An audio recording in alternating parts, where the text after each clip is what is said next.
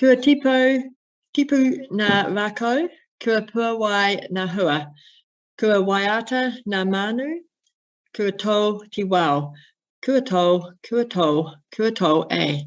Haere mai te aotanga, hua mai hui e, taiki e.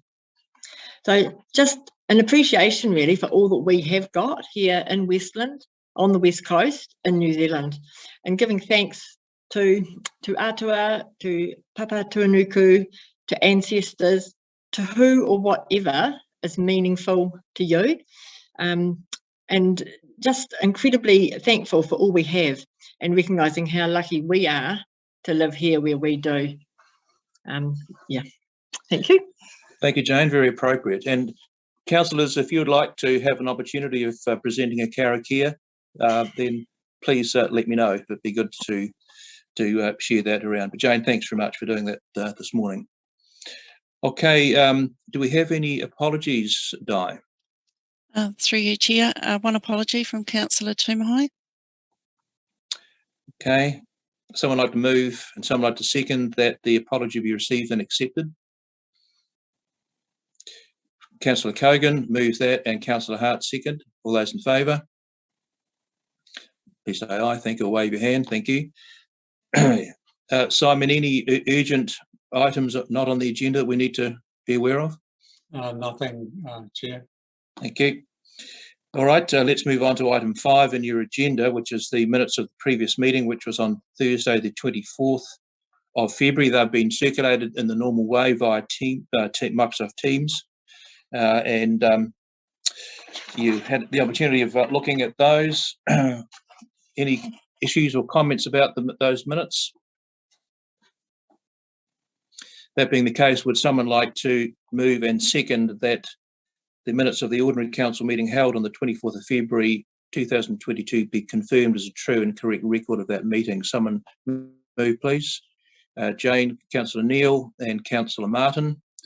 All those in favour, please just wave your hand. Thank you. It's the best way to do it. Thank you very much. And I approve that my digital signature be added to the confirmed ordinary council meeting minutes of 24th of February 2022. Item 6, action list. Simon, take it away. That's on pages 7 to 10 of your agenda.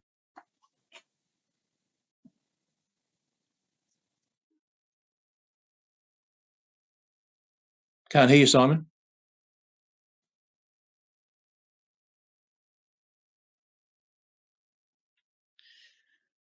Through you, Chair. Simon, could you please unmute?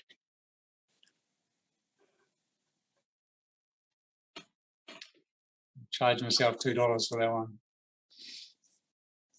one. Just to acknowledge, councillors, that a lot of work has gone into this council meeting, and sort of apologise for the amount of information we've provided. I know it's the largest council meeting we've had since I've been as CE.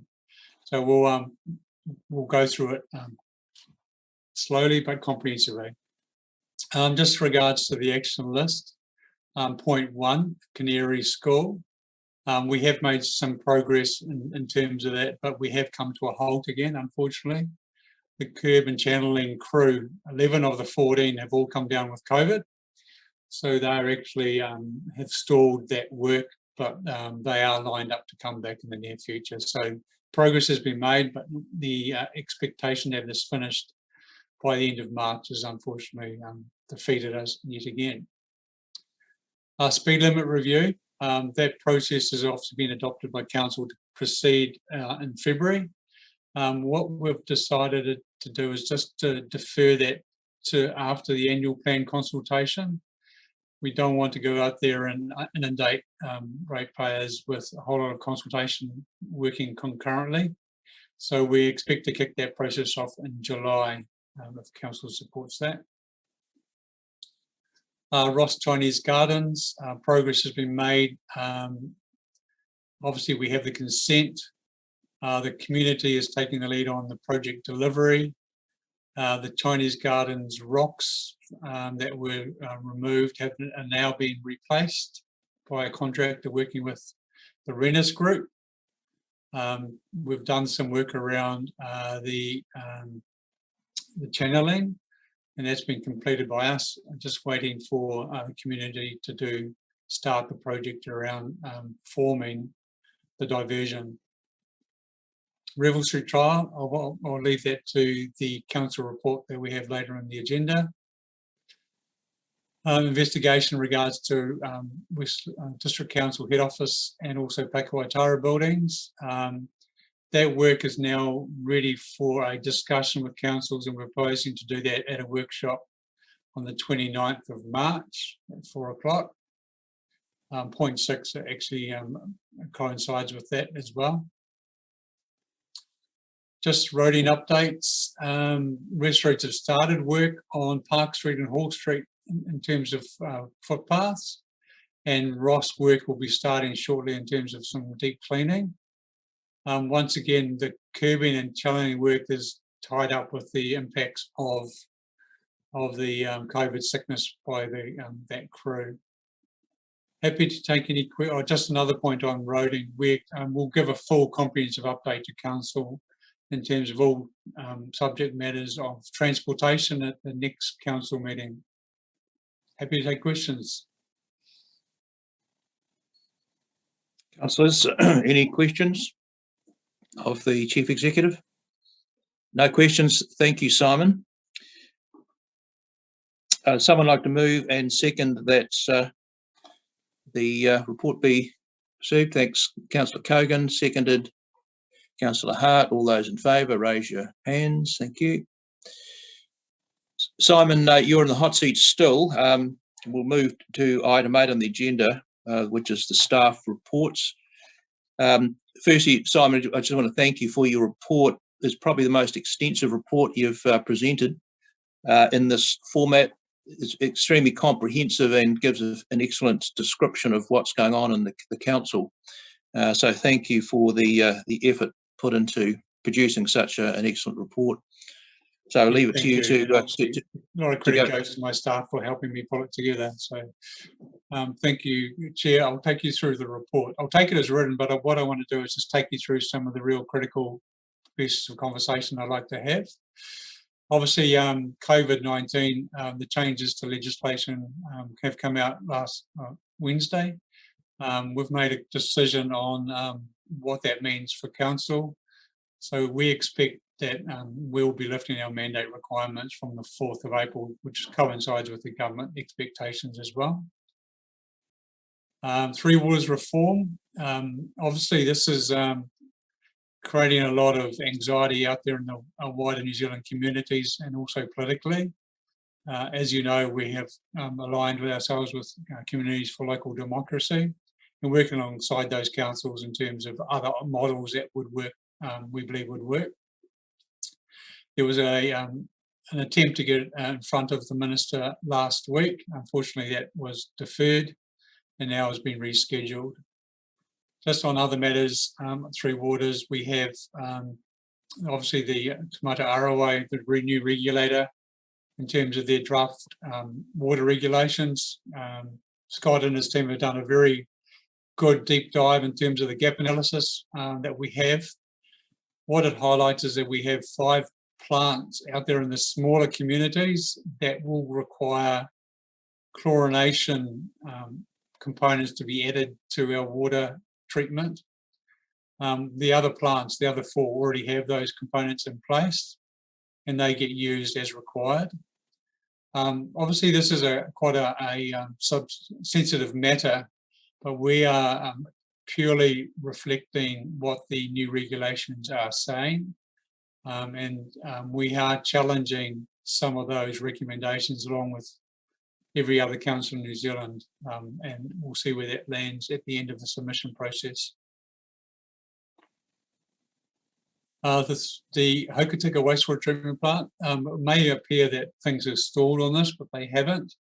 Stantec have been doing the options assessment work in the background. They have a session now with iwi, a one-on-one session with iwi as first point of call to be scheduled shortly. And then there will be a wider stakeholder review in terms of those options happening in the near future. I won't go through details regarding all the other minor project works that's going underway, but we have been successful in previous TIF funding and those the report updates where we're at with that. But we also have progress underway for further TIF funding. I haven't got the final list of what those projects will be, but definitely there's one with the Franz Joseph community that we're looking to leverage the funding we have available in the capital plan for giving them a revitalisation. So we have assigned a project manager to that, and they will have that submitted by Monday for the application close date. Carnegie Building, unfortunately there's been some delays, but the work is still well in hand. We're now targeting June for that work to be completed. Some quite difficult engineering complexities have come through, particularly with the parapets. So that work has been deferred, and a resolution has been found to move forward on that one. Pakiwaitara Building, we have an initial concept which we'll share with councillors on the 29th of March at a workshop. I'm excited about what it looks like, but we'll obviously wait till that session to deep dive it. And the same for regarding council headquarters. We've received some funding for a concept feasibility study of an energy centre. So the concept here is to look at supporting both the council building, the swimming pool, student house or government house, potentially the Panamu Pathway building, and Pakiwaitara building with a one-stop shop energy centre. The idea here, it'll be around some type of green energy source. What it will be is yet to be confirmed, but we have assigned a project lead for that, and they're working on behalf of council to come up with a design. I just want to point out an error in the report, the West Coast Wilderness Trail enhancements. Those numbers there were what we applied for. What we actually received was 650k, not total there in terms of council EMB contribution. So I can provide a separate update for councillors if they wish to receive that.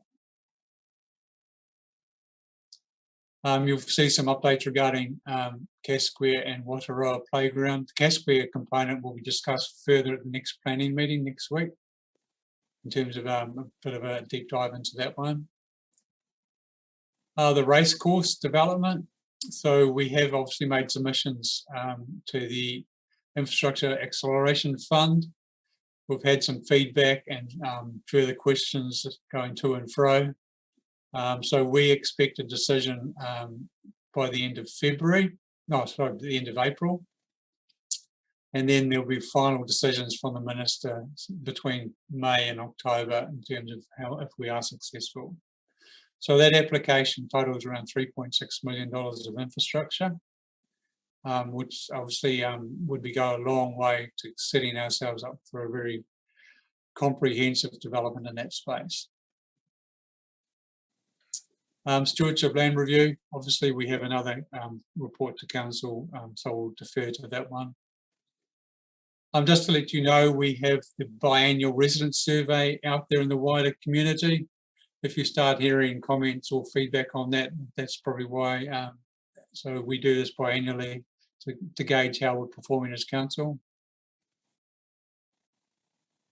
The exposure draft for the Taipatini plan is out. We've had some feedback already, and obviously the Taipatini Joint Committee will hear those submissions shortly. But I'm pleased to say there's been quite a good engagement across the community, particularly in Westland, on the zoning particularly. Just a point around the Mayoral Taskforce for Jobs. As you can see in the report, we've been reasonably very successful in this space. We've already spent 450k of this fiscal year with 13 appointments being made. Overall, we've pretty well created 167 appointments since the program started, so the team is going extremely well. Still waiting to hear regarding funding for the next financial year. Just want to talk about the museum proposed board establishment. I just would like your endorsement to come back to council with a report in April in terms of what that may look like, including a draft terms of reference. So we're requesting an endorsement of that for the next council meeting. That's it, Chair. There's obviously a lot more in the report that I'm happy to take questions on as well. And obviously there's a lot of stuff going on in council that that's happening, but not in this report. Thank you, Simon. Councillors, if you want to ask a question, put your hand up via the little hand icon thing, please, and we'll proceed on that basis. Councillor Davis, I see your hand up. Yes, thank you. Thanks, Simon. What can we expect can happen on the 4th of April in terms of how the council will operate? So we expect almost a return to normal. There obviously will be staff that may still have concerns, and we'll manage those accordingly. But we expect that the vaccine mandate requirement will be lifted at this stage. Thank you, Simon. Most staff pre or back to offices. Thank you. Paul Madgwick. Unmute, Paul. Sorry, unmuting. Yep. Thank you, Mr. Chair. The Three Waters. So, well, here we go with Three Waters, with the 5 unchlorinated water treatment plants that have to be brought up to chlorination standards. So, chlorination today, fluoridation tomorrow. Here we go with the on this merry-go-round with Three Waters.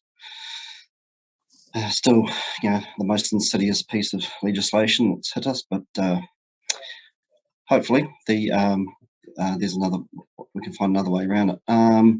Further down the the toilets, the public toilets at Paringa. We talked about this, and I raised it at a previous meeting about the location of these, given that Department of Conservation already have public toilets at Lake Paringa, at Jamie Creek, which they maintain. And so whilst free money from the TIF funding is good, in this case, it's not free money at all, is it? Because, I mean, we have to maintain it, i.e. the ratepayers. And so my question is, who is going to maintain it? How much is that going to cost? And who's it actually benefiting? Given that the population of Lake Paringa is about 3. So presumably it's for the passing traffic who would be using, or currently using, the Jamie Creek's public toilets that are cleaned by DOC. So I just don't quite see the point of it, to be honest, and I just see it as an expense that will be on our books forever now. Can I answer that, Chair? Yes, Simon. So obviously this facility was linking very closely to the highly popular responsible camping site that was being utilised there. They were getting up to 20 campers a day staying there. The toilets that were there were obviously owned by the establishment. The partnership agreement within this space, the establishment will take care of the maintenance of the toilets. Thank you. So so these toilets aren't going at Lake Paringa at all; they're going at the salmon farm. Correct, beside the responsible camping site. Right. Okay. So that's a different matter then. That's fine if they're going with the at the salmon farm. That's Karpai. Regarding the Carnegie building, the concern over the columns at the front, is this an unforeseen issue? So the engineer designed something that ended up not being able to be executed. So with the engineer and the project manager had to come up with an alternate solution. So it was unforeseen from our point of view, because obviously we're not engineers, to understand if there was an error in design. Not until the trademark group went to start that work that they found that it was unachievable. So there was quite a bit of to and fro between the contractor and the engineer to get What are the cost implications, Simon? We don't foresee any additional costs for this. Okay, let's hope, through the chair, let's hope that's the case, because of course the columns are integral to the building, and it should have been foreseen, in my view. But the assessment that was done initially perhaps should have looked at that more closely, because the columns aren't safe, and then they need to be strengthened, obviously, and right at the front door. But I would have thought that would be pretty obvious, but I might be missing something. Just to clarify, they were proposed to be strengthened, but they the type of the method of strengthening was the issue. Yes. Okay. Still with the Carnegie building, through the chairs, when then is the museum estimated to be back in there? So I mean, whilst we're finally on the home straight with the strengthening work, we're only just really at the start of the museum fit out design. So when will the museum be in there? But given that it's been now, I mean, by the time it reopens, would have been closed for what, 5-6 years, which is just madness. And regarding the museum, obviously you're correct. There is a fit out program that has been established now. I don't have the exact detail when we can officially have an official opening and launch. There is potential to open a room by room just to get it more active with the general public. I'm still working with that program with obviously Tiara and the museum director. Thank you. Through the chair, sorry, I'm to hog it. The 3.12, the energy centre. So, I mean, this might be the greatest thing since sliced bread, and who knows? But it would have been nice for councillors to have known about it before it was, the staff went ahead with this. Sorry, Your Worship. Sorry, through Chair, it has been raised several times in previous meetings. Sorry if I haven't been very clear on that. At this stage, the feasibility study will come back to council for consideration. Okay, I haven't heard of it. Maybe I have approached Francois in terms of it previously, obviously because due to the Panama pathway, and so he's aware of it. And I've asked him to provide their technical expert, whoever's designing the building, to be contacted as well. Okay, that's a long way off yet. The and the LAVO, is it the project management tool? Just a query as to how much is that? Can I bring Scott on for that one? Yeah, initially I think it was $4,300 a year for 10 licenses. Can you hear me? Yeah. Yeah, it was $4,300 a year for 10 licenses. We've doubled that, so it's about $8,600. That's fine. So sounds like, go on. Sounds like value for money. Then that's fine. Yeah. And I just looked at the a little bit of concern with the comment in 4.1 in finance, where once the draft plan has been finalised, a consultation process will be undertaken with the community if the changes are considered different to the LTP. And I hope that's not softening us up to follow in the lead of the Grey District Council, which has decided 2 years in a row, I think, to not have consultation on public with the public on the annual plan. Chair, I can answer that. Thanks, no, we are certainly going out. Under generally local government, Tautura and local government New Zealand, they say it's almost given that you would go out to consult, you would really only be going out and not going out if you were just not making any changes whatsoever to your LTP. So even if we're just getting feedback, we will certainly be going out to talk to our community about why there are differences between our LTP and our annual plan. I think, Leslie, it's just that, of course, the annual plan is it's only the annual plan and every 3 years the long-term plan that the public get an input or a chance to have some say in their council. So it's really important. I agree. Yeah. And finally, you'll be pleased to know, on page 22, in information technology, that paragraph there must be a contender for the Gobbledygook of the Year award. The information technology team are involved in 2 large projects with council. One is a recruitment process utilising council's HR system to reduce the impact of risk in the recruitment process and ensuring consistency in that process. Yeah, so What does it mean? so we have an HR system which we're not utilising fully. I don't think you were on council at the time, but we had a review of our fraud management system by PwC about 5 years ago, and they said that recruitment was one of the most risky processes.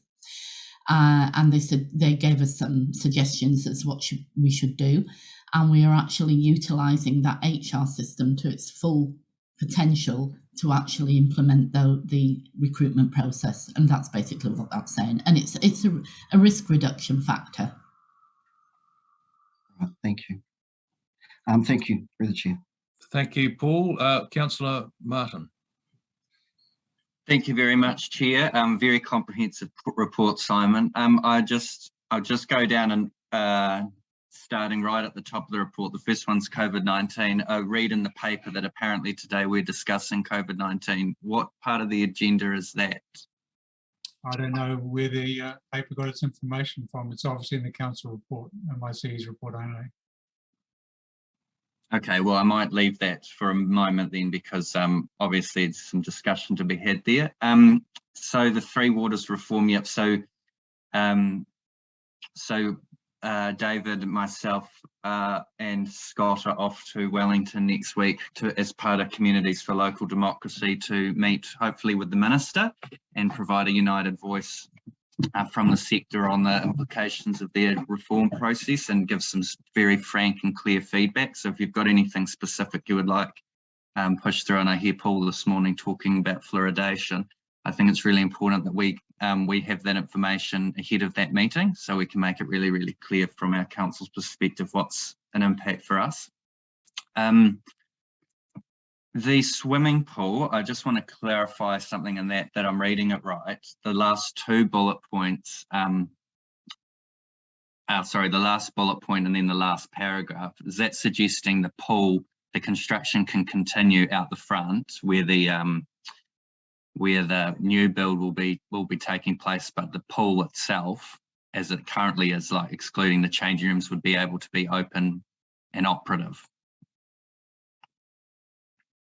Scott, I'll bring you in on that one. Yeah, I just need to pull up the...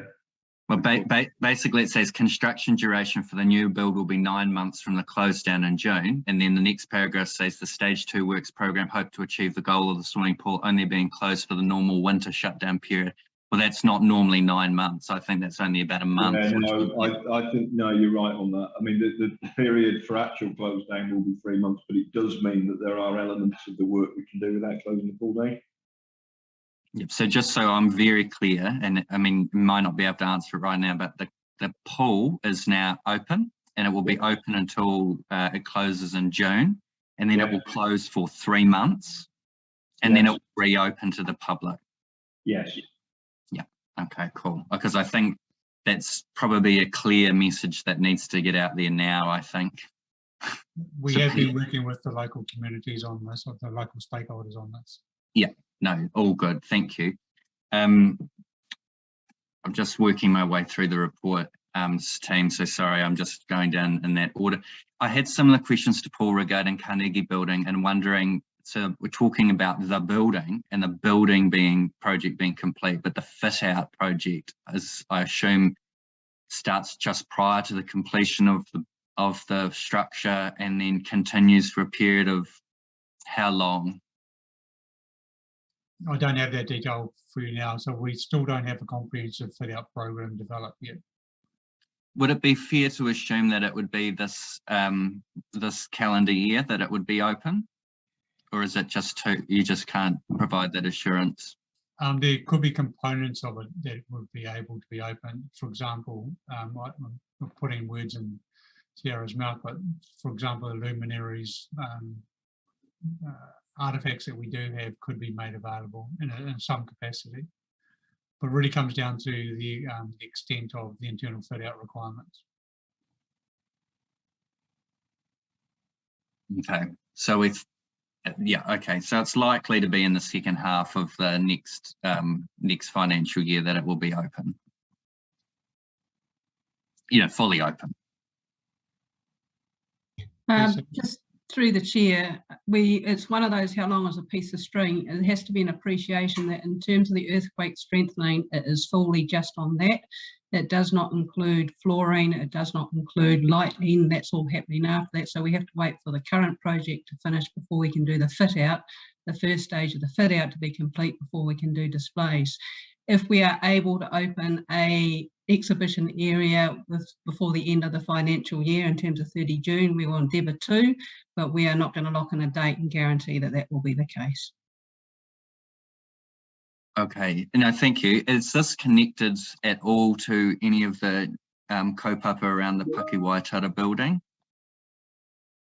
No, in terms of the Carnegie, that's always been run separately, hence the two separate presentations made to council in terms of a potential vision for Carnegie and the display areas there, and then what may have happened at Paki Waitara, but now that concept has changed from Paki Waitara to library and information hub only, then the museum's rehashing in terms of what the museum might look like as we go forward. Okay, cool. So I guess the messaging there to the public is the building will be completed, right? But the building will not be open, or the museum will not be open for some months after.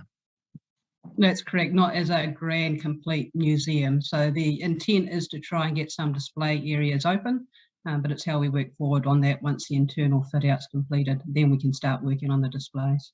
Is there anything we need to be considering in the annual plan to ensure that that it is able to be achieved? I mean, I'd hate to get to August, September and think, oh, we actually missed the opportunity to talk about this or consider this. Now we've got to wait till the next round of annual planning to consider, putting carpet or lighting or whatever it is.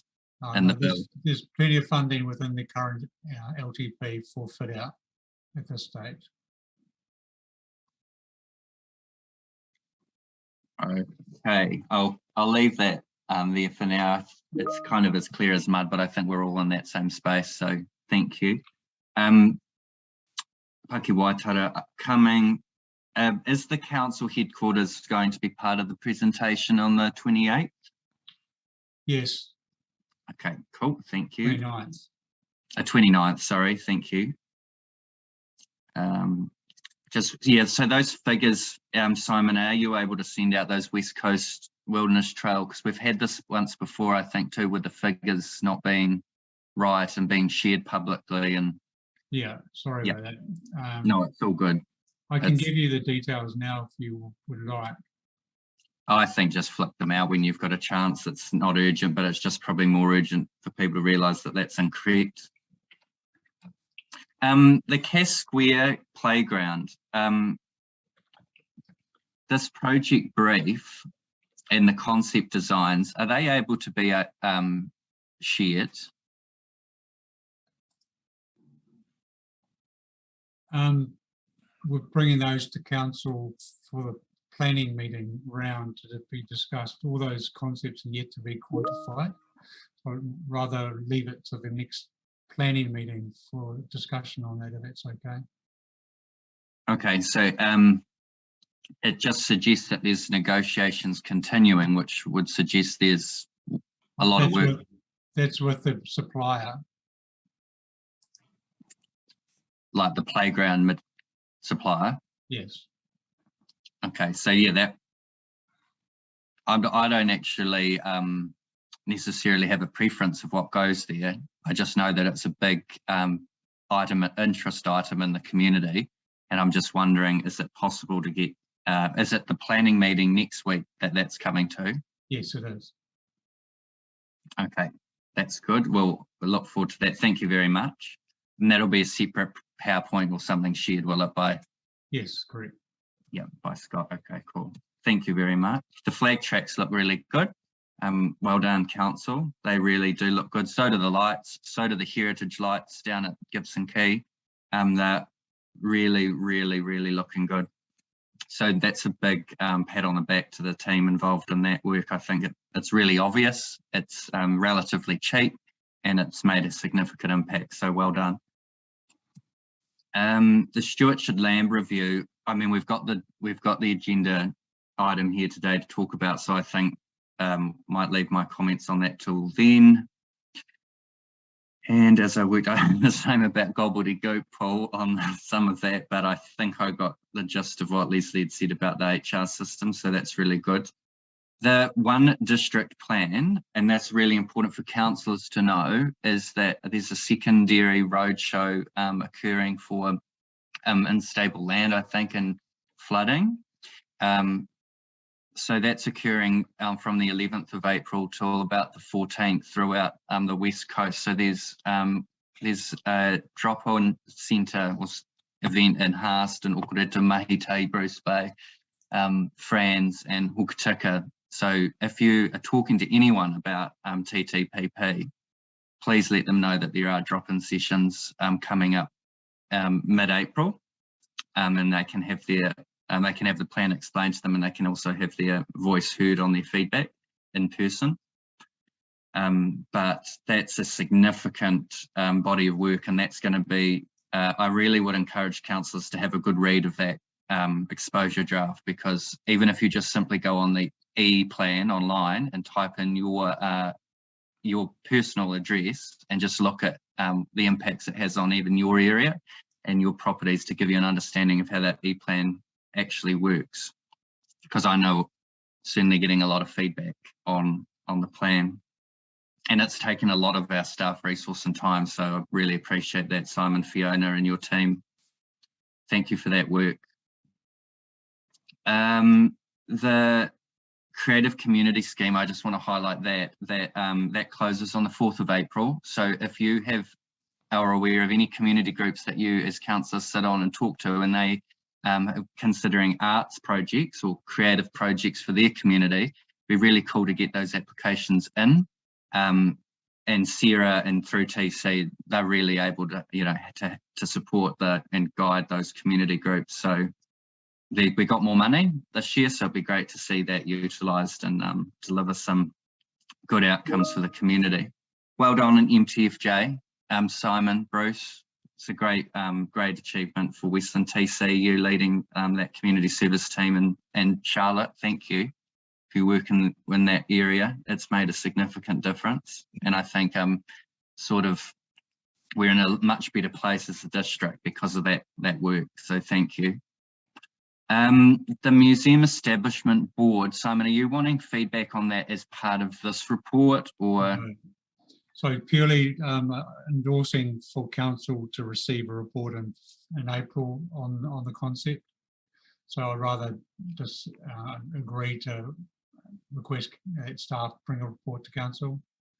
Yeah, the only comment I'd have is sometimes, and I'm sure the conversations happen, but there was that talk about the heritage and cultural group, and there's actually kind of heritage and culture being a bit wider than just the Hokitika Museum, and particularly with the Western Industrial Heritage Park and other heritage and historic activities throughout the district.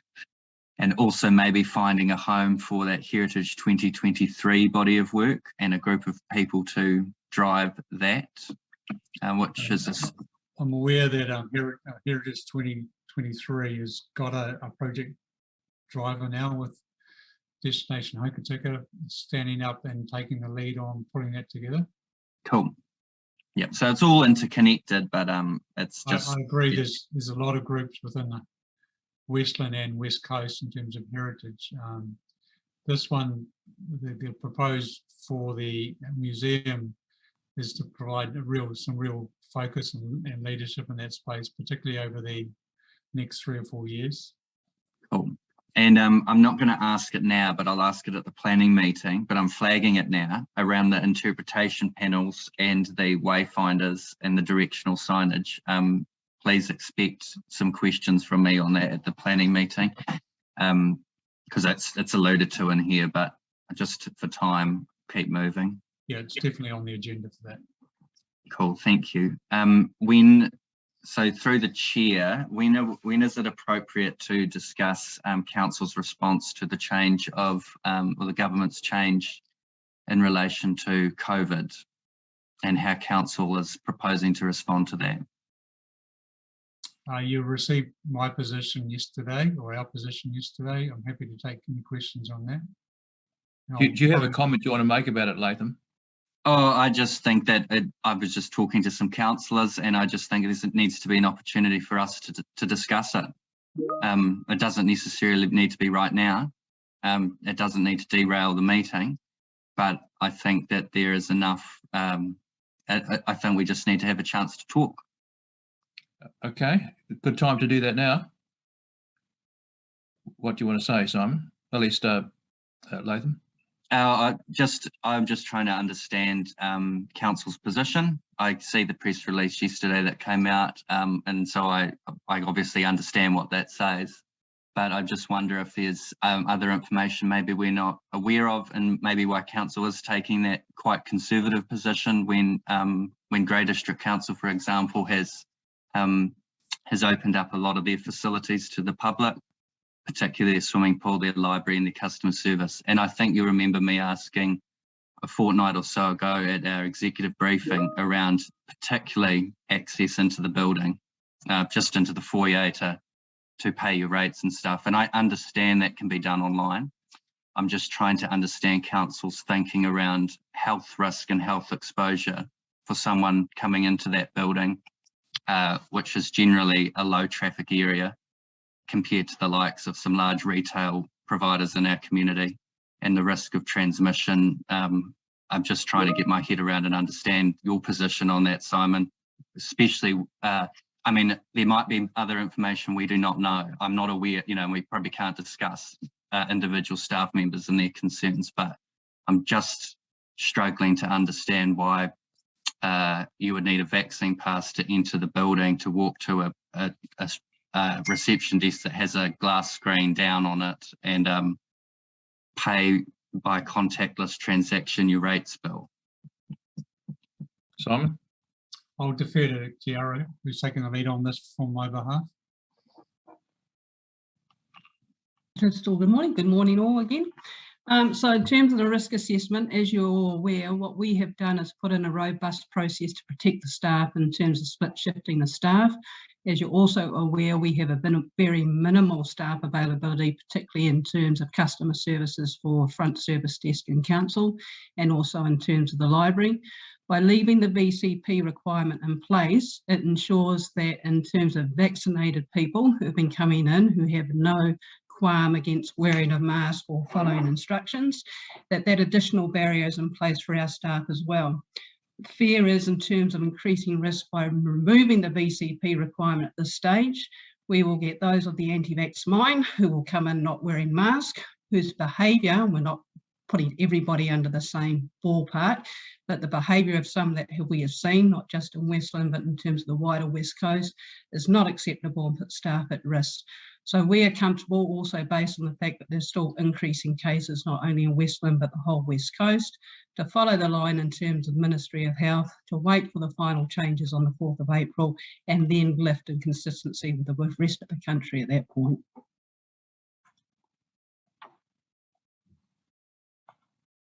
Thanks, Tiara. Any other councillors want to say anything about this issue? Councillor Madgwick. Thank You're you. mute. So, no, yeah, so I just unmuted. So thank you. Yes, look, I've had COVID and had a bit of a rough ride with it, I have to say. But at the end of the day, it is a very bad cold, and I've had worse. But I am very thankful that I was double vaxxed. But there you go. But see, I mean, I'm with Councillor Martin on this. I struggle to understand the rationale for this.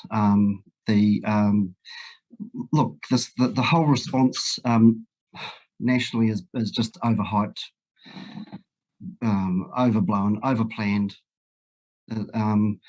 and you know, it's all in an environment of fear. It's all been, you know, with a complicit media.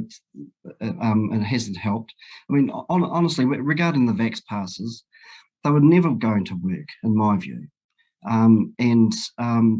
I could have walked in with COVID, but produced, you know, not knowing I had COVID perhaps, but produced my vax pass at the council, coughed once, and hello, it's inside the building.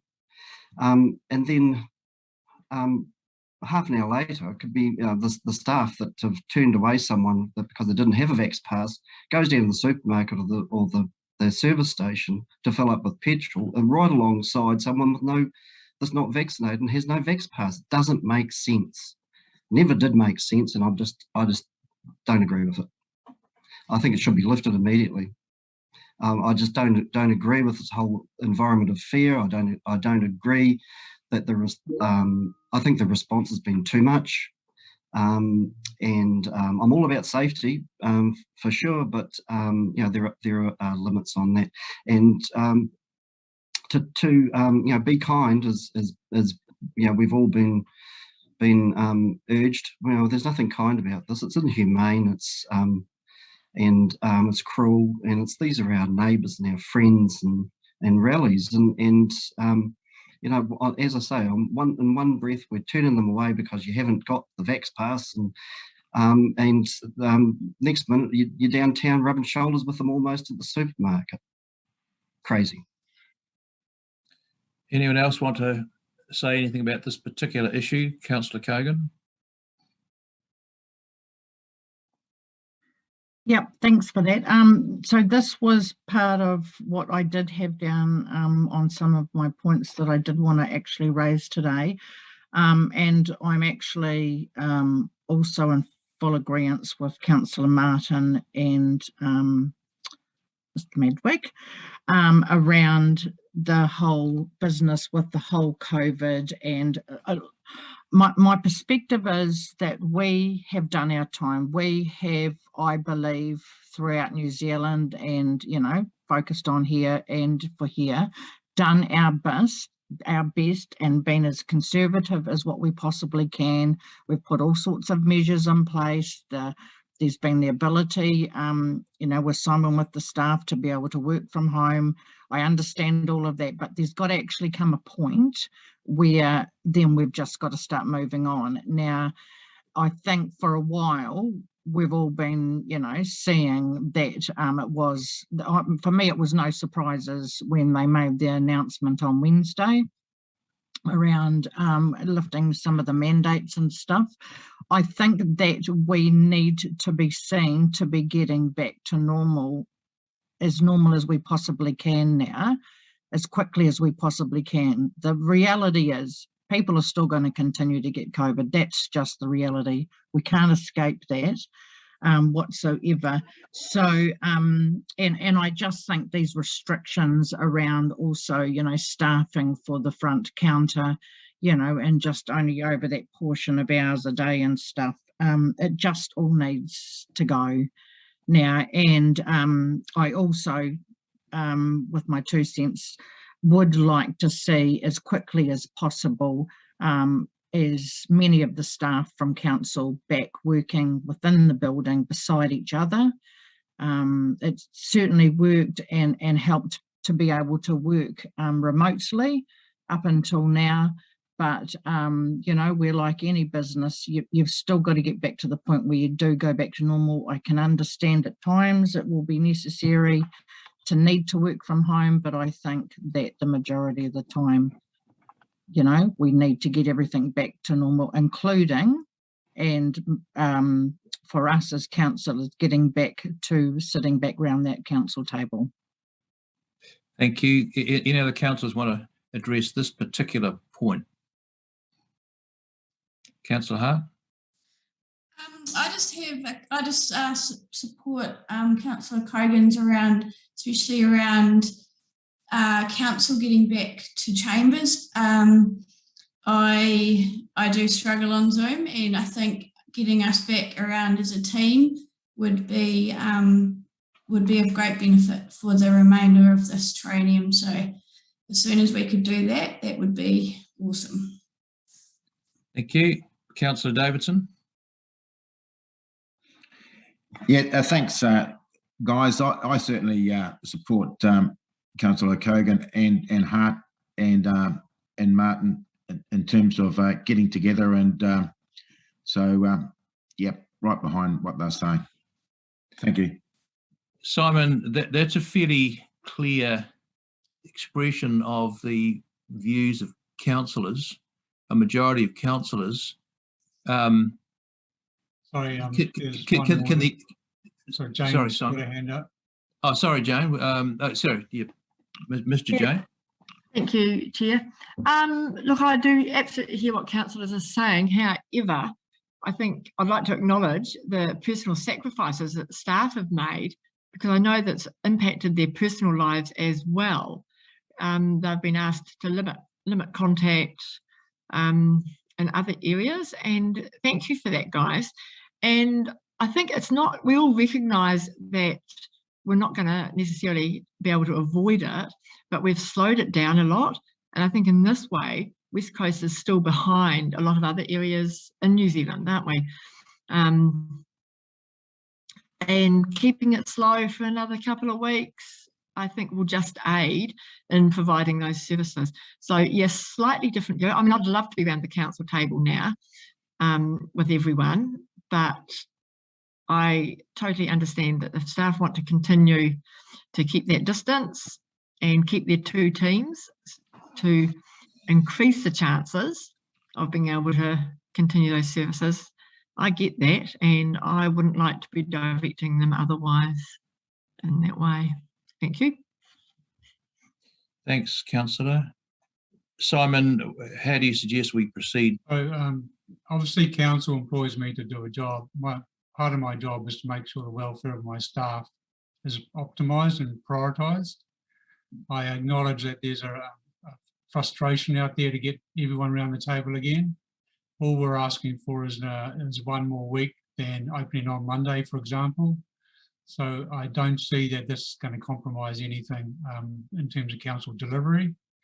I'm looking forward to having councillors around the table in the April meeting, but I'm going to stick with the 4th of April as a date to work with, and that aligns with the medical advice we're receiving from government as well.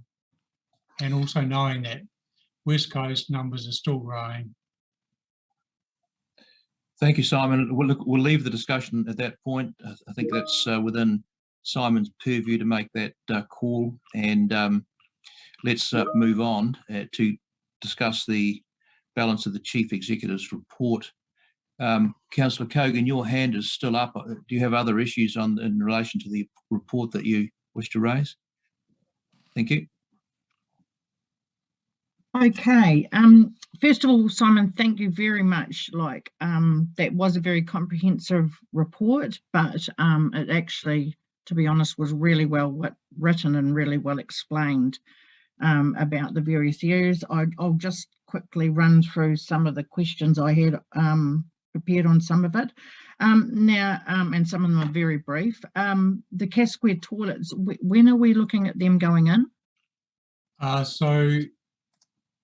From memory, Scott, I think they haven't been ordered yet because there's a significant backlog of orders for toilets around New Zealand.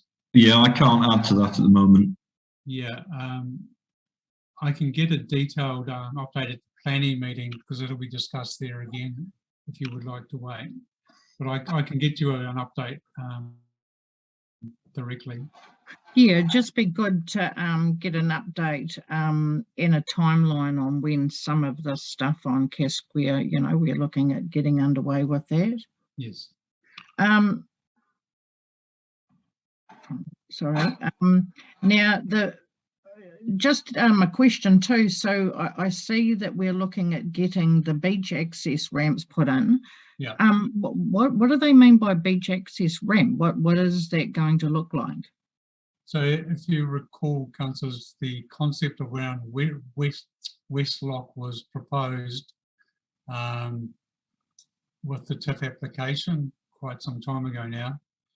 So I'm not sure if every councillor has seen what West Lock actually do. They make an interlinking block that links together to provide seawall protection or protection works.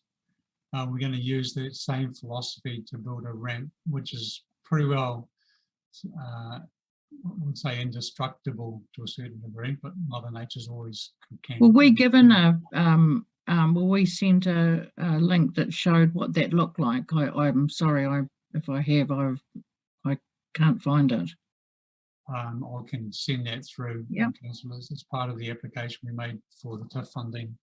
Okay. Bearing in mind that the balance of that fund is going to be paid for by regional council for the application, so they've endorsed it as well.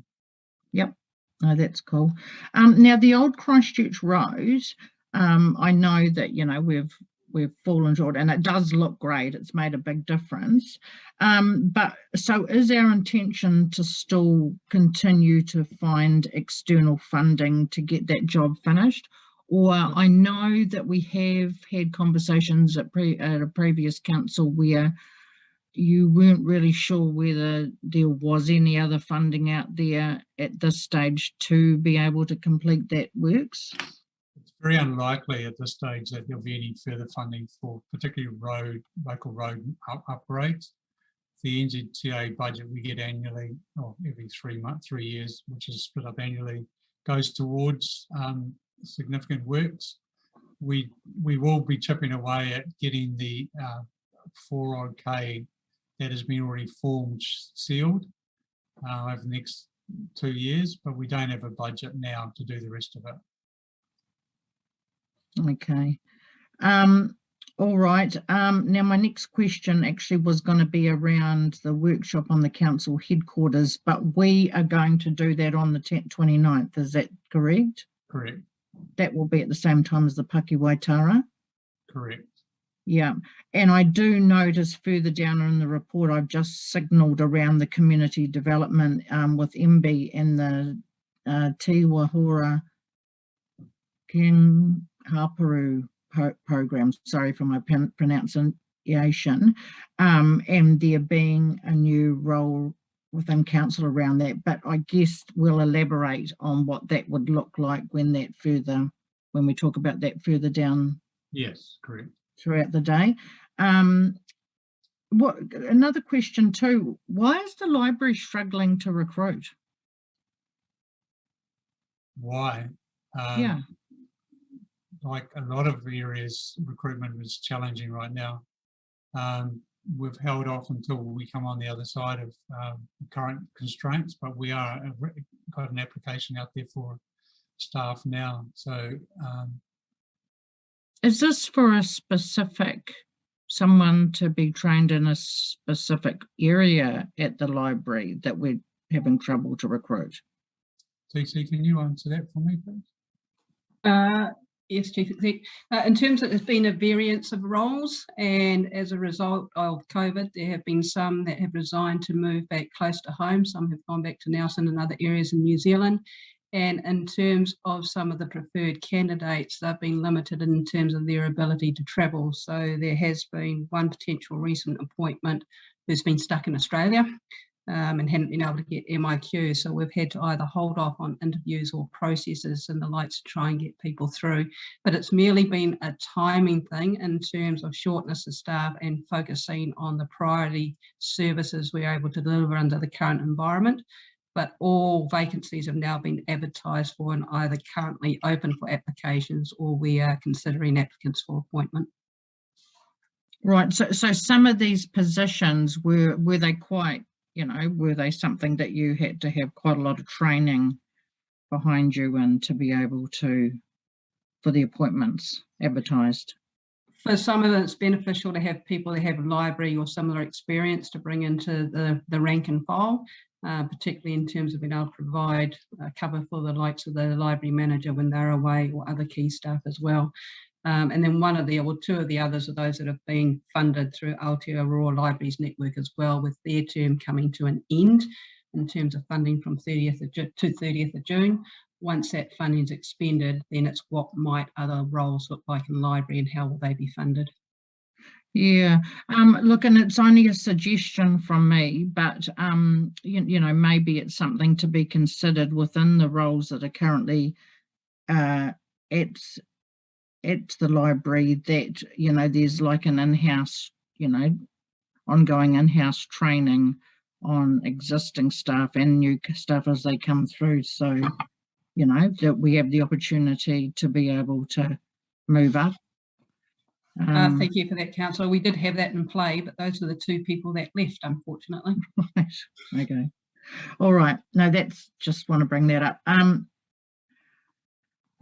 Okay, awesome to see with the Mayor's Task Force for Jobs. That's fantastic support for out there in the communities, and certainly helping to assist businesses in these current times, and people that generally would be struggling for employment. Great to see those numbers. I think it was something like placing 50 into jobs so far, so that's incredible work. Couple more things. The next one was which I noticed, Simon, and I did touch on briefly with you as well. Good to see the recruitment of new roles coming through, and adding additionally who they are. But I still would like for us, and I think for the benefit of us now and for the benefit of, obviously, as the year goes on and there's going to be further elections, that we could have something done up that actually re-explains all of the positions now that are at council, because I know we sort of have been adding, there's a number have been added over the last couple of years. And just to give just a brief on each of those roles, and something like that could also be like a hard copy for us, because I'm often getting asked, you know, questions of who do we talk to, who do we talk to, who do we talk to at council. So to have something like that on hand, both in the hard copy format and also available, preferably if it could be put up on the council website, and that's to be user friendly as well, if that would be possible to be actually done. Just to refer, Councillor, to if people want to engage with council, there's definitely processes available now that they can do so, and it gets directed to the right people through, whether it's a service request or through me, I can channel it as well. Yep. Oh, look, I understand that, but there's just been so many different roles and positions that have been coming up, you know, have been filled even over the last number of months. I just think it would be useful for us to be able to have, you know, each position just with a brief of, you know, part of what their role involves. Okay, let's keep it moving. Last question was, okay, so when we talked about the annual plan and consultation, because I know there was some discussion that we did have yesterday around the consultation and what that might look like with rates increases. Is now the appropriate time to bring that up, or will that be brought up at some stage during the rest of the meeting today? No, it won't be brought up for this meeting today. So the current process is obviously we've got council workshop. We're currently reviewing the rates at the moment. I've asked Leslie this morning to provide feedback to councillors in terms of where we've got to with the rates in an update. And we'll leave it there if that's okay, Councillor Cogan. Leave it for Leslie to Yes, provide bring up. That work hasn't finished yet. Okay. Yep. Thank you. Yep, that's me. Thank you, Councillor. Councillor Hart, your hand's up. Thank you, Chair. I'd just like to say thanks to Simon for the very comprehensive report, but it's great to get it and it explains everything really good. I just have one question. It's probably more directed at Scott around the unchlorinated water treatment plants. Obviously, we're moving ahead with procurement of that equipment. Do we have a sort of a ballpark of what that will cost? I presume it would be more than the expenditure that, to obtain an exemption, but ironically not, actually. The actual kit is about $10,000 a shot, and then you've got to buy the chemicals to go with it, but the exemptions are $30,000 a time, and no guarantee that you'll get an approved exemption. In fact, the way the rules are written, it pretty much guarantees we wouldn't get an exemption, actually. So the proposal is that we fit the equipment ready in time, and then depending on whether there's a decision to make an application for an exemption or not, we've got something in that we could switch on pretty quickly if we need to. Oh, great, makes sense then. No, that's all. Thank you very much for the report. Thanks, Councillor Neal. Thank you, Chair. Yeah, again, thanks for the report, Simon. Just a couple of comments. Yeah, really disappointed that we have been forced into that position with the chlorination of the water with no community input into it at all. Understand why, but yeah, disappointed in that. And my other comment was on the Meal Task Force for Jobs. We've had personal experience of this with another hat on with RDA.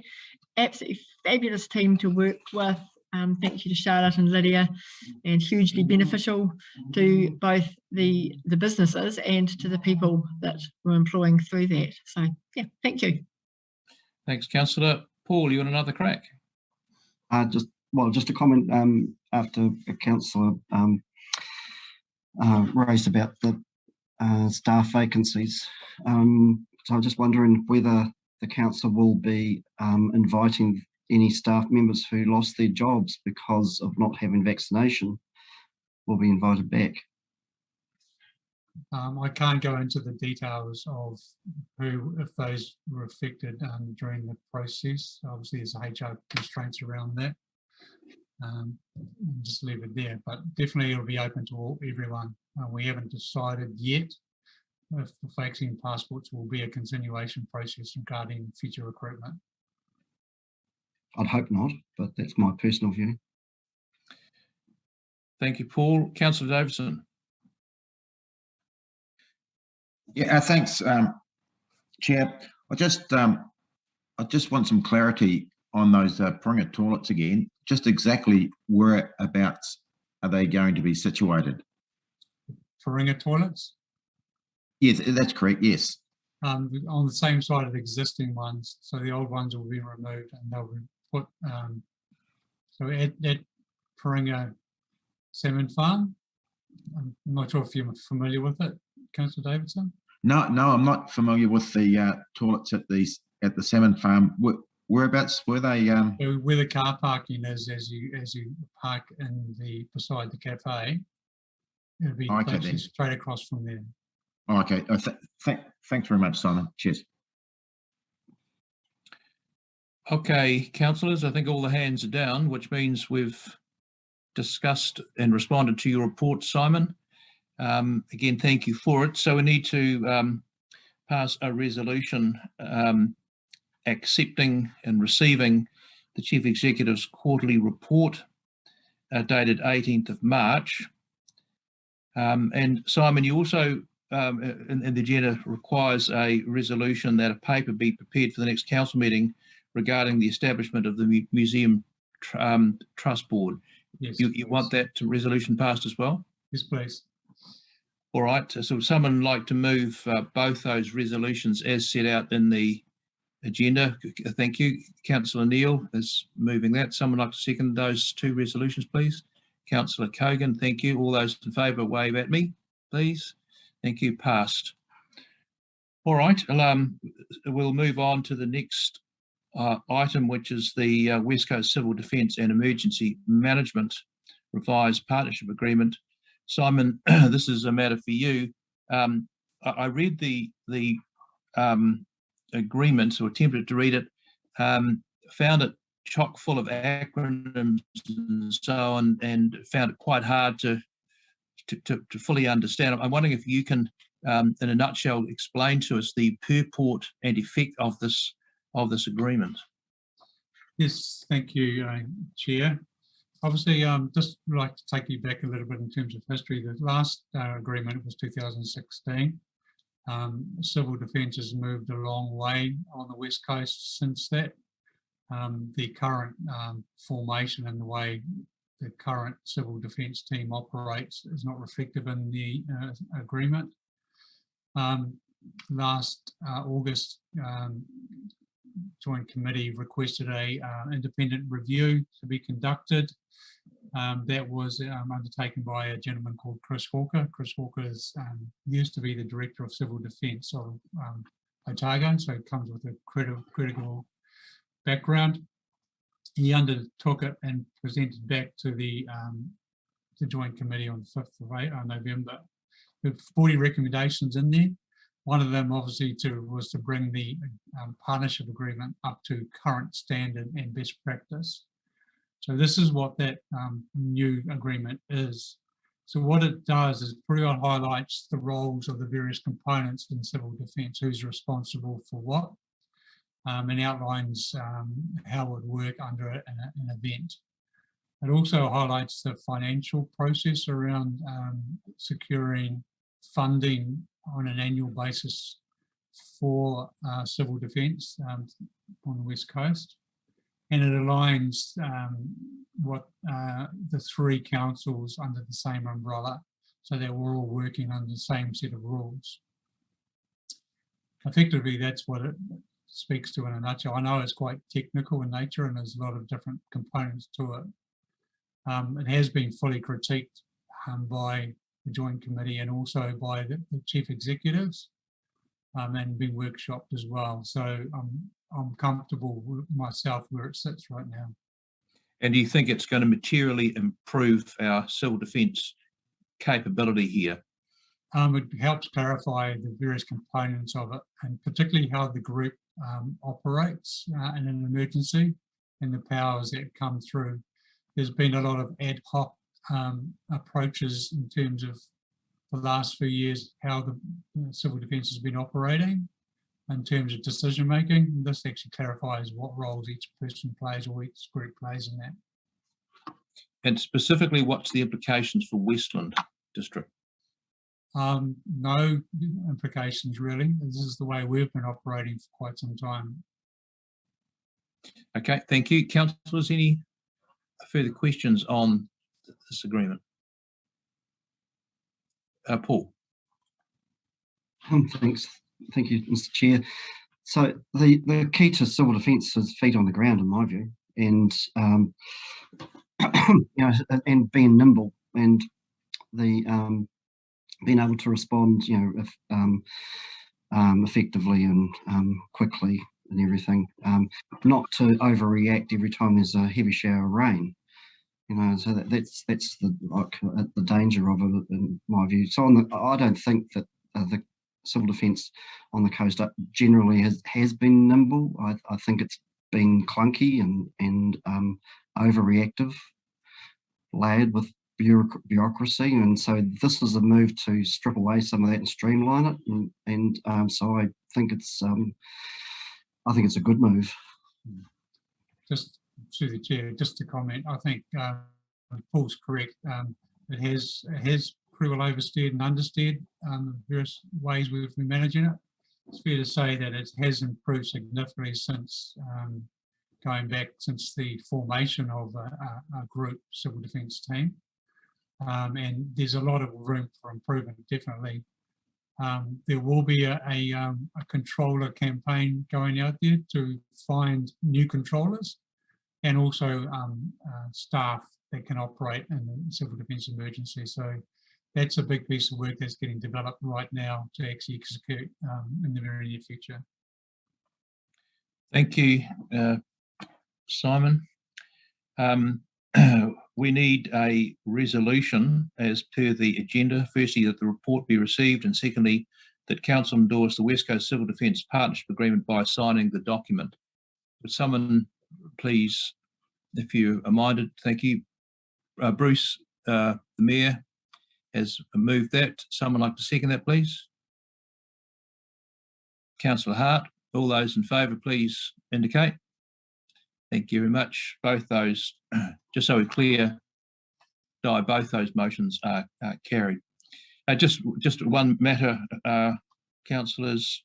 At the outset of the meeting, I failed to remind you to consider the interest register, which is the declaration register, which is in Microsoft Teams. If you need to update that, then please our process. Okay, let's move on to the next item on the agenda, which is the stewardship land in Aotearoa, the reclassification. That's pages 60 to 127 of the agenda, which is a very large document. I'm sure that and confident you've all read and digested it in detail. So Simon, please. Yeah, so thank you. You must be getting sick of my voice too. So this is obviously a retrospective endorsement of a submission that has been made last Friday. Department of Conservation has requested some legislative changes to help streamline the process for reclassification. So I engaged through the support of the other three councillors on the West Coast, Mark Christensen, to undertake a review. He was supported by Rachel, I can't remember her last name, sorry, from Regional Council, the policy manager there. And they did a very good job in critiquing what has been proposed and passed around for comments. So it has been across all councils, and also iwi have seen the documents as well. So we've tried to capture every piece of information that has been fed back into it and put it into one centralised submission process on behalf of the West Coast. I think they've done a really good job. It has reflected some issues that that haven't been considered as part of the legislative changes, particularly how a review should not only be based on its conservation value, but also the social value and also the economic value of the land that's under review. And I'll pass it back to councillors for any questions.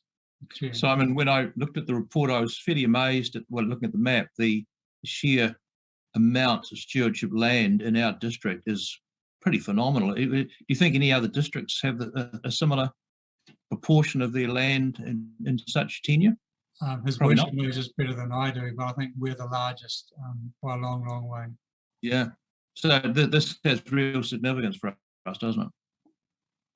44.99% of every hectare of land in Westland is stewardship land. 33.99% of every hectare of land across the West Coast is stewardship land. And it's very, very disappointing to see that the intention of government in 1987, 88, 89, with the creation of stewardship land, has been simply walked away from. It's quite frustrating. Just to highlight a very important fact to councillors, that if we could rate for this land, the rates bill would pretty much halve overnight. And that's the dilemma that we have as a small rating base, is we just don't have the capacity in terms of income to support a lot of our ambitions. Paul Madgett. Thank you, through the chair. So I think we need to hold judgment on the process for now, because although the report says that the review fails to take effect of Section 4 of the Conservation Act, which covers mana whenua, of course we have since the Ngaito and both Potini, both West Coast Runanga, took legal action, and we forced the Crown to review that, and consequently we have what's called the mana whenua panel, which is Francois and myself and two others from Ngaitohu. And so the mana whenua panel has equal say to the national panel, which is doing the review, and so we both reporting to back to the minister. So and we work in close collaboration, the mana whenua panel with the national panel. And to be honest, we probably went in there with preconceived ideas, probably all of us, and it's been pleasantly surprising. However, the proof is in the pudding, of course, and we haven't. The pudding's not even in the oven. But we have, as the mana whenua panel, because the heat is on. This has a very, very tight time frame, and we have to have. We got to the end of March, is the time frame we were given to consider all of the every parcel of stewardship land on the West Coast. And so we, as the mana whenua panel, have done that. It's been a really meaty process, and it's over days and days, full days of going through them, and nights. But we've done it, and we've gone through every single parcel of that stewardship land, and so we're advocating on behalf not just of Ngaitohu and for our interests and rights, but also as West Coasters. And so you can be assured that we're doing our best on there. And Francois chairs this committee for us, the mana whenua panel. As I say, there's only 4 of us on it, and it's been a big process, but we are working diligently through that. And the national panel, for instance, is back again next week. They've been here throughout the process, and so we're working closely with them. I think the outcome could be quite different from what we expected at the start of this process. So as I say, I think let's hold judgment on it, and it's good that the submission has gone in on this process, but let's just have a little faith in the process and see what comes out. Paul, what's the process from here after the end of March? What happens then? It goes to public consultation, and so the public has there's a period of consultation for submissions, and then all those have to be considered, and then final recommendations put to the minister from both the mana whenua panel and the national panel. The national panel, incidentally, is for the Western South Island, which covers the whole of the West Coast, is chaired by Neil Clifton, who, of course, a lot of you will remember, was in Hokitika for many years, and so Neil's really good, and he's he's very responsive. He knows the West Coast. He knows the lands we're talking about. And he knows the West Coast community, so he's a good person to have in the chair of that, and he's doing it all very fairly. So yeah, the next stage will be public consultation, but it all has to be wrapped up by I think September is when the minister's making the final call. And will it get political? Oh, undoubtedly.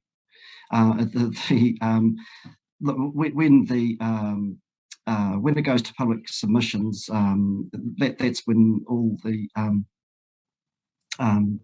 hell will break loose with the forest and birds and the Federated Mountain Clubs of this world. So we're expecting them to be let loose on it, let it be.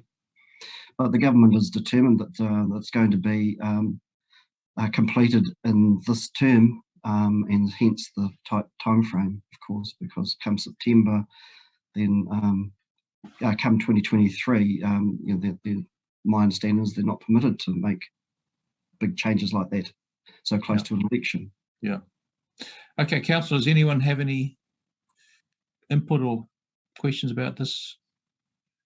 Okay, in that case, would someone please move that the report be received firstly, and secondly, that council endorse the joint submission retrospectively by the West Coast Councils on DOC's proposal to streamline the stewardship land reclassification process. So you've got A and B there. Someone like to move both those resolutions, please. Councillor Cogan and Paul, Councillor Davison, I see your hand up. Yeah, look, I just have a question about it. Is that I noticed the working group have had a strong sort of working partnership with iwi on it. Has council had the same sort of involvement with the working group? Who's that question addressed to? Well, addressed to Simon. So the working group we refer to here is the mayors and chairs led this discussion. So it was circulated to all councillors list of feedback. Very little feedback actually came in terms of any other changes to the submission. So in that way, we have been working with councillors. We haven't gone into the detail of everything Paul was talking about. This is only to do with points of law that they're proposing to change, not the full review. Okay, thank you. Councillor Neal. Oh, yeah, just a wee comment. There's a few things I didn't agree with. There's a few assumptions made. One of them was conservation value would likely be better protected overall if in private ownership. I think that is a big assumption and could be questionable. Also, the idea of the rating of stewardship land having the rates bill is possibly misleading, because as the land comes into other use, there's also going to be costs involved to council. So that's quite a sweeping statement. Really, sorry, just to clarify that only is its purest form. I'm saying, Jane, sorry, Councillor Neal. We don't know who the future landowner will be either, whether there's exemptions around rating either. Yeah, and just that, Paul, some of what you had to say was reassuring. Thank you for that. The comment about whether it will be political, and Forest and Bird and Federated Mountain Clubs will no doubt have their say. On the other hand, I think that's quite a political statement in itself, because on the other hand, Federated Farmers and Minerals West Coast will also be having their say. So certainly it will, no doubt will be political, but on both sides of that. So yeah, thank you. Thank you, Councillor Kogan. Simon, just actually while I think of it too, through all of this discussion that's going on and the changes that may be made to the stewardship land, do you think that there is an opportunity for any resolution to, because we're on one hand there will be a decrease in rates being able to be collected, but is there still that argument there around DOC being able to actually be responsible for paying more on the rateable land, on the land that they have that they're not rated on? Well, legislation says we can't rate for them now, so unless that changes, it will be still the same case. It's never going to change. So frustrating. Okay, we've had a good discussion on that, councillors, and we had a motion from Councillor Kogan. I will second the motion as set out in the agenda. All those in favour, please indicate. Those against? Motion is carried. It's 12:30 exactly, folks, and I think we should, Simon, if you agree, adjourn for lunch till 1 o'clock and reconvene at 1. Is that suitable? Sounds very practical. Okay. Hey, thanks, guys, for your input this morning, and look forward to seeing your smiling, replenished faces in half an hour's time at exactly 1 o'clock. Councillors, just put yourselves on mute and just turn your video off, and it's good to go. Just come back at 1 o'clock.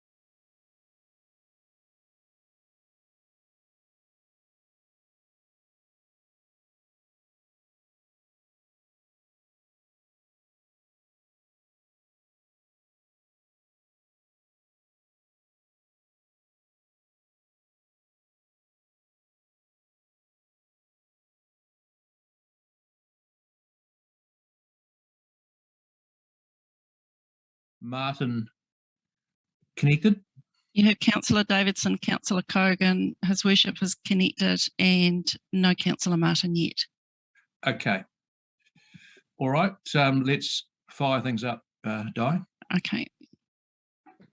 Recording in progress. Okay, councillors and members of staff, welcome to the afternoon session of the March meeting of the council. Still got a fair bit of the agenda to get through, so let's get into it now. And I think, Simon, we were at the Franz Joseph Wire Rating District agreements. Thank you, Chair. The reason this report's come in front of council was the fact that there's an absence of formal agreement with the West Coast Regional Council to jointly manage the maintenance of Franz Joseph Waiho floodwalls via a joint committee, very similar to the concept we have for Hokitika seawall and river protection works. So without, I'll ask just take any questions. I'll take it as read, Chair. Just a formality, Simon, really, is it?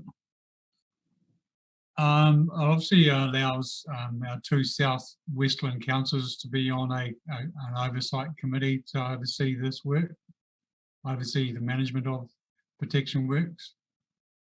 And this has obviously been stimulated by the fact that hopefully protection works is about to get underway, or the 24 million that regional has allocated towards protection works is actually getting underway shortly.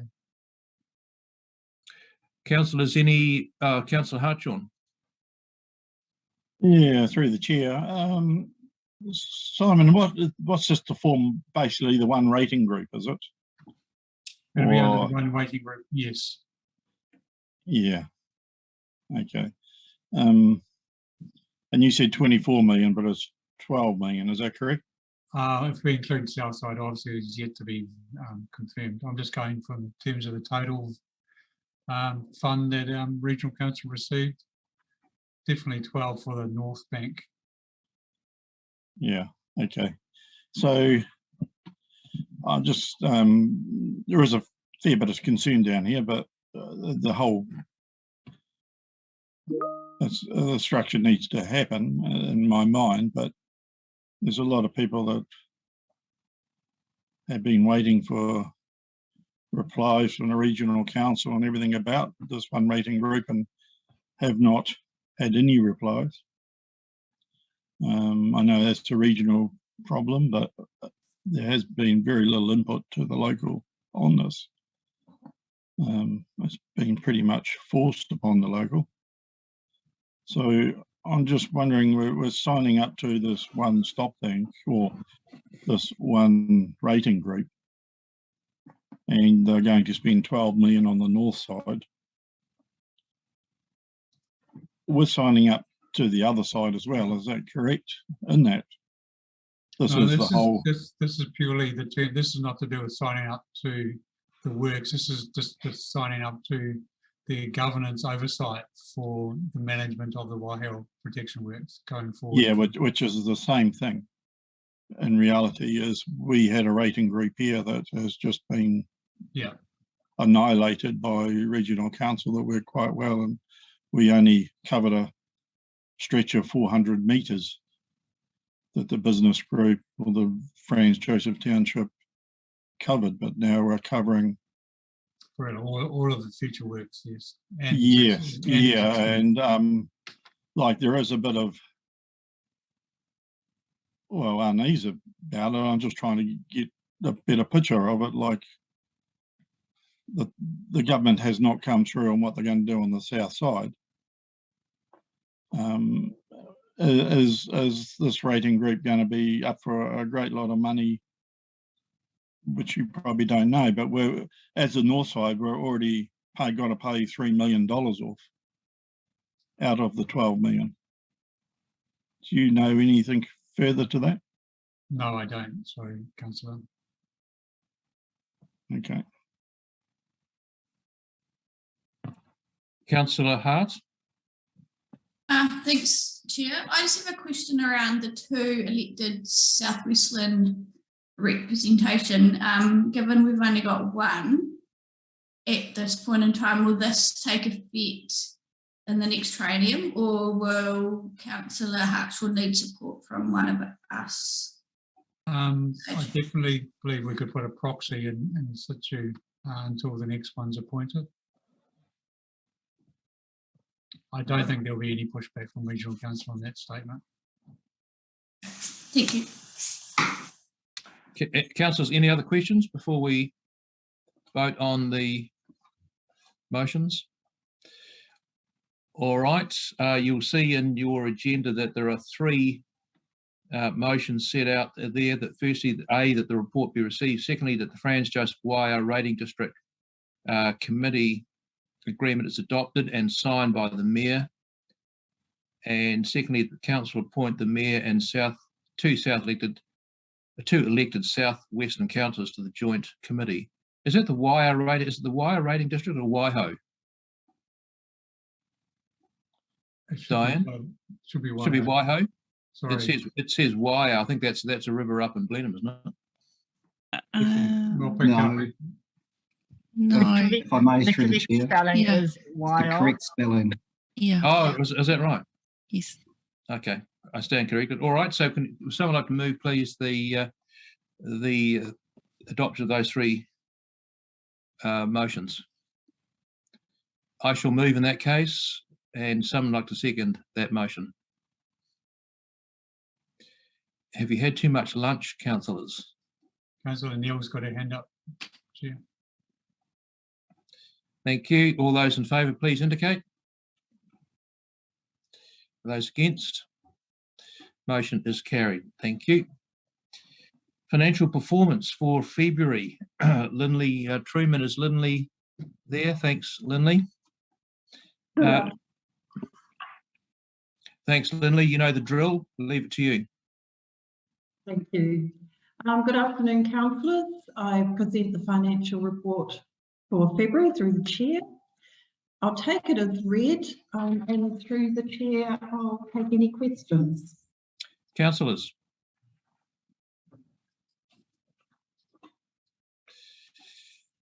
I think, Lindley, the reports are too good because no one these days is asking much about them. Councillor Hart, though, is going to. Councillor? Sorry, I'm just finding my page. It was around on the balance sheet, Lindley, just around the what did I do there?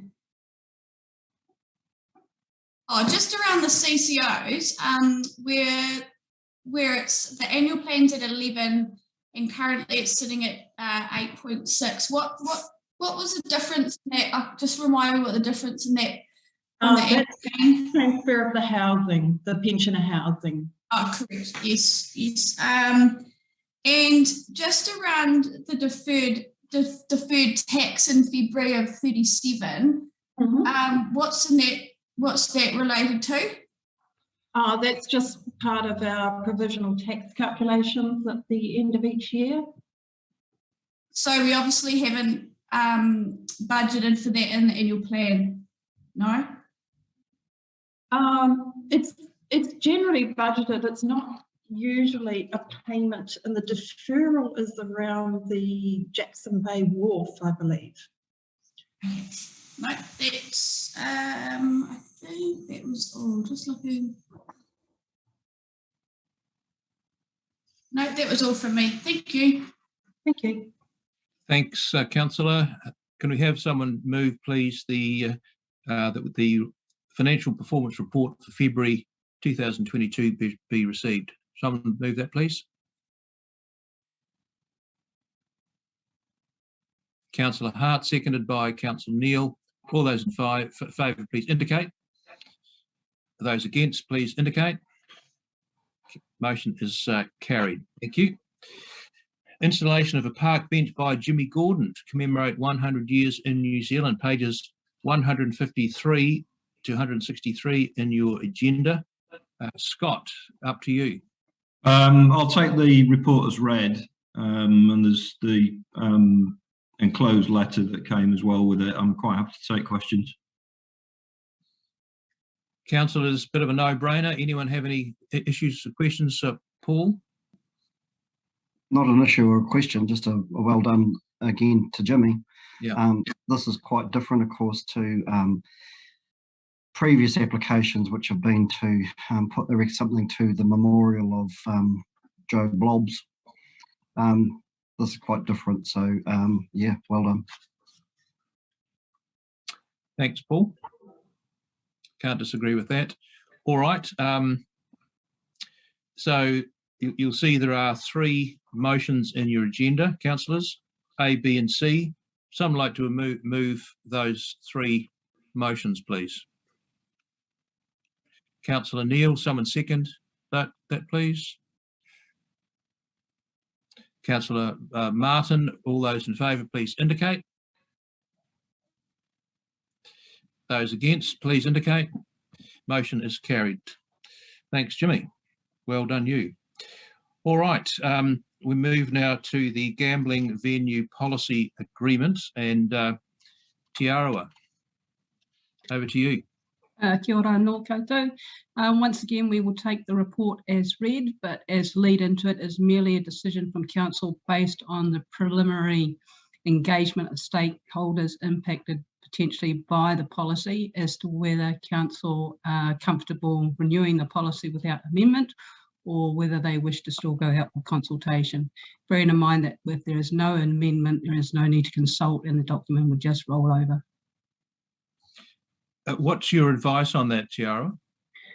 The advice based on the feedback of the submissions is that it becomes a balance between pros and cons, and in the current economic environment and other factors taken into account, and there'd be no desire for the policy to have been amended over the past 3 years, is just to roll it over in terms of basic amendment for the current year to the document, and if there's a desire within the next 3 years to review it sooner than the 3-yearly requirement, we can do. Are there any issues in this space that you think we need to be aware of before we roll it over? Not in terms of the feedback received and content of the report. So you think the policy is functioning adequately? Yes, yes, we do. Councillors, any Paul Major? Thank you. So through the chair, I'm no wowser, but I do wonder about the number of these poker machines. I'm pleased that there's a sinking lid policy in there, which means that the beachfront 9 are no longer available. Is that correct? In terms of if a venue ceases to operate and then turns in the right for the gambling machines, that would be correct.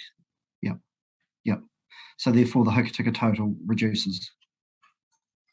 That's correct, they'll reduce accordingly. And the only thing that's set in stone is enabling the 3 in South Westland. But as you can see from the report, we had 1 operating, they've closed since due to the COVID environment. We have an application in the background, but it's we may not in the environment. So we can still ensure that there are the opportunities in South Westland should someone want to pick that up in the future. Yes, thanks. The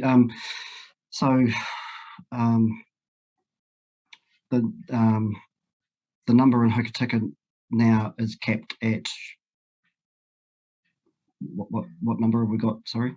The current number, I'd have to go and look at the exact figures in the report for just Hokitika machines, but I would assume that is the 52 presently without machines being in South Westland. So the total number currently in Hokitika would be 52. If an establishment was to close, then that number would reduce accordingly. Yeah, okay. So, I mean, I understand how they're useful and, you know, for pulling people into through the doors.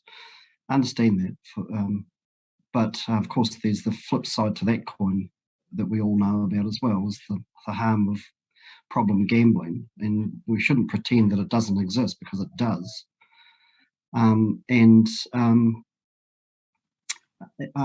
I just think that I'd like to know how much is actually poked through those slot machines every year for how much is returned. And but looking through those reports, it looked to be something like maybe, I'm not sure, is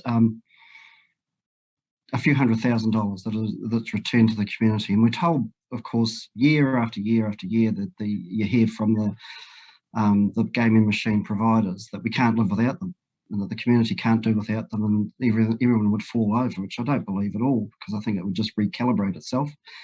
But that's my view.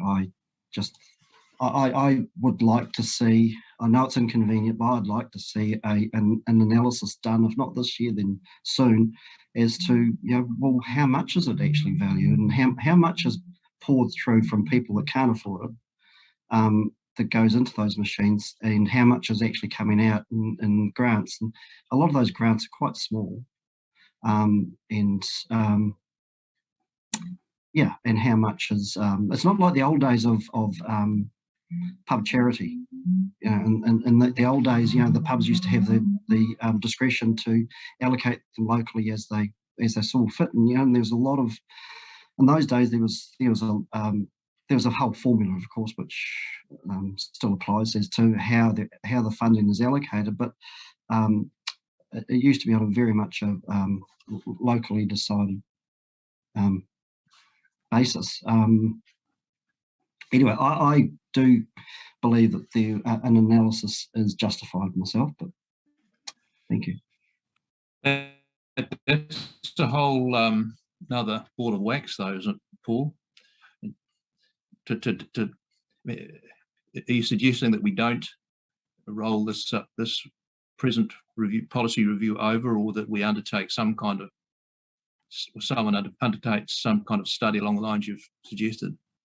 Well, there were three options, I think, given. The option one was to roll it over without question, which is the recommendation. The option two was to roll it over, but undertake consultation or something like that. If I may, through the chair, the other option is to still initiate a social impact assessment, yes, which would then pick up on the aspects that Councillor Magic has made reference to. So you may still adopt the policy without amendment in terms of review now, but we can still undertake that social impact assessment. And then, as I touched on earlier, it then means if there are concerns through that, despite having rolled it over now, if within the next 3 years, without having to wait for the full term of the 3 years, there is a desire to consult, and, for example, based on what Councillor Magic has raised with a desire to further limit the machines or put further restrictions on, then we would go out and consult on that. How would that be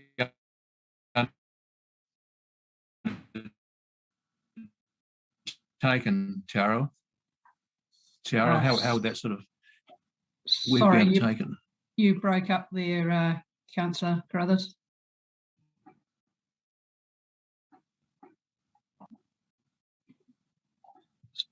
Stop my video. How would that sort of assessment be undertaken, Tiara?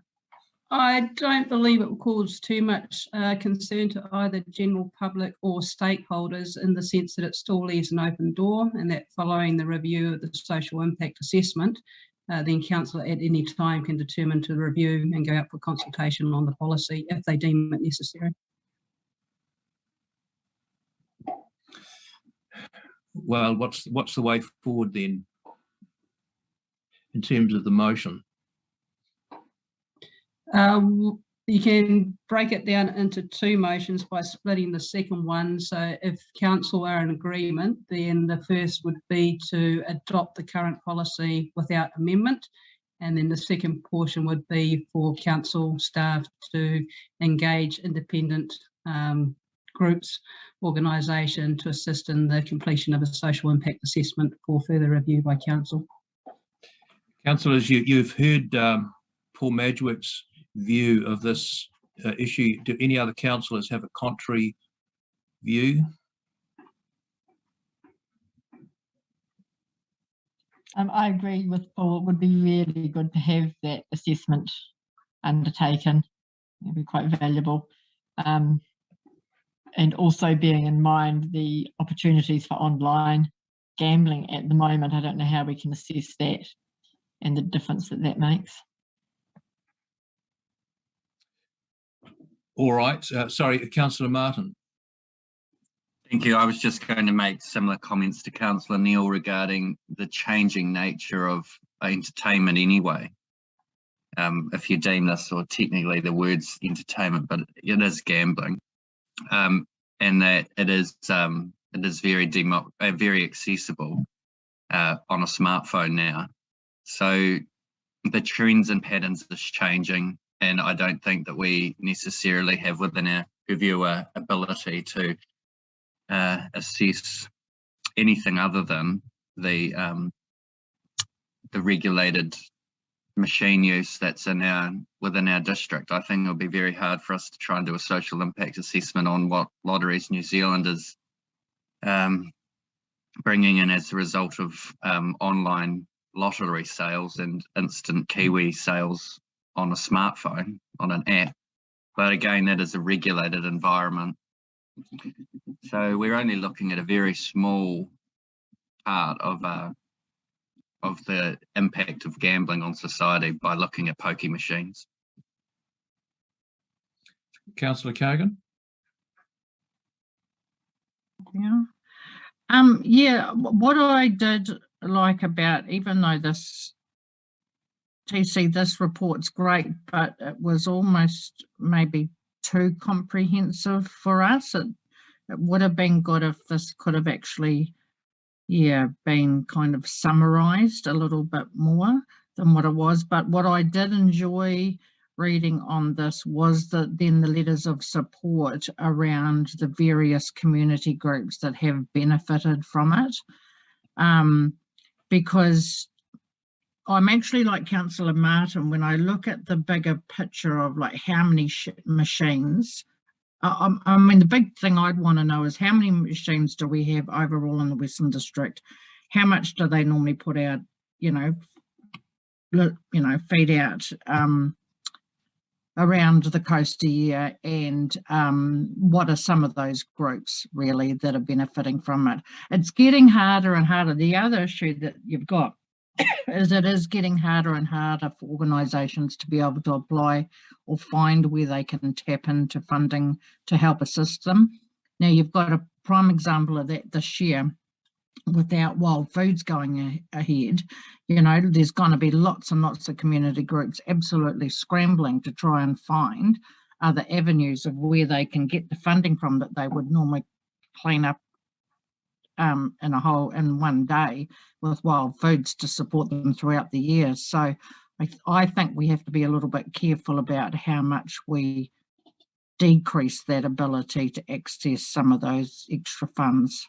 And is it a really big problem in the bigger picture? I understand there's people out there that do have gambling addictions, but in the bigger picture, if you looked at the percentage of that against what it helps to bring back into our communities,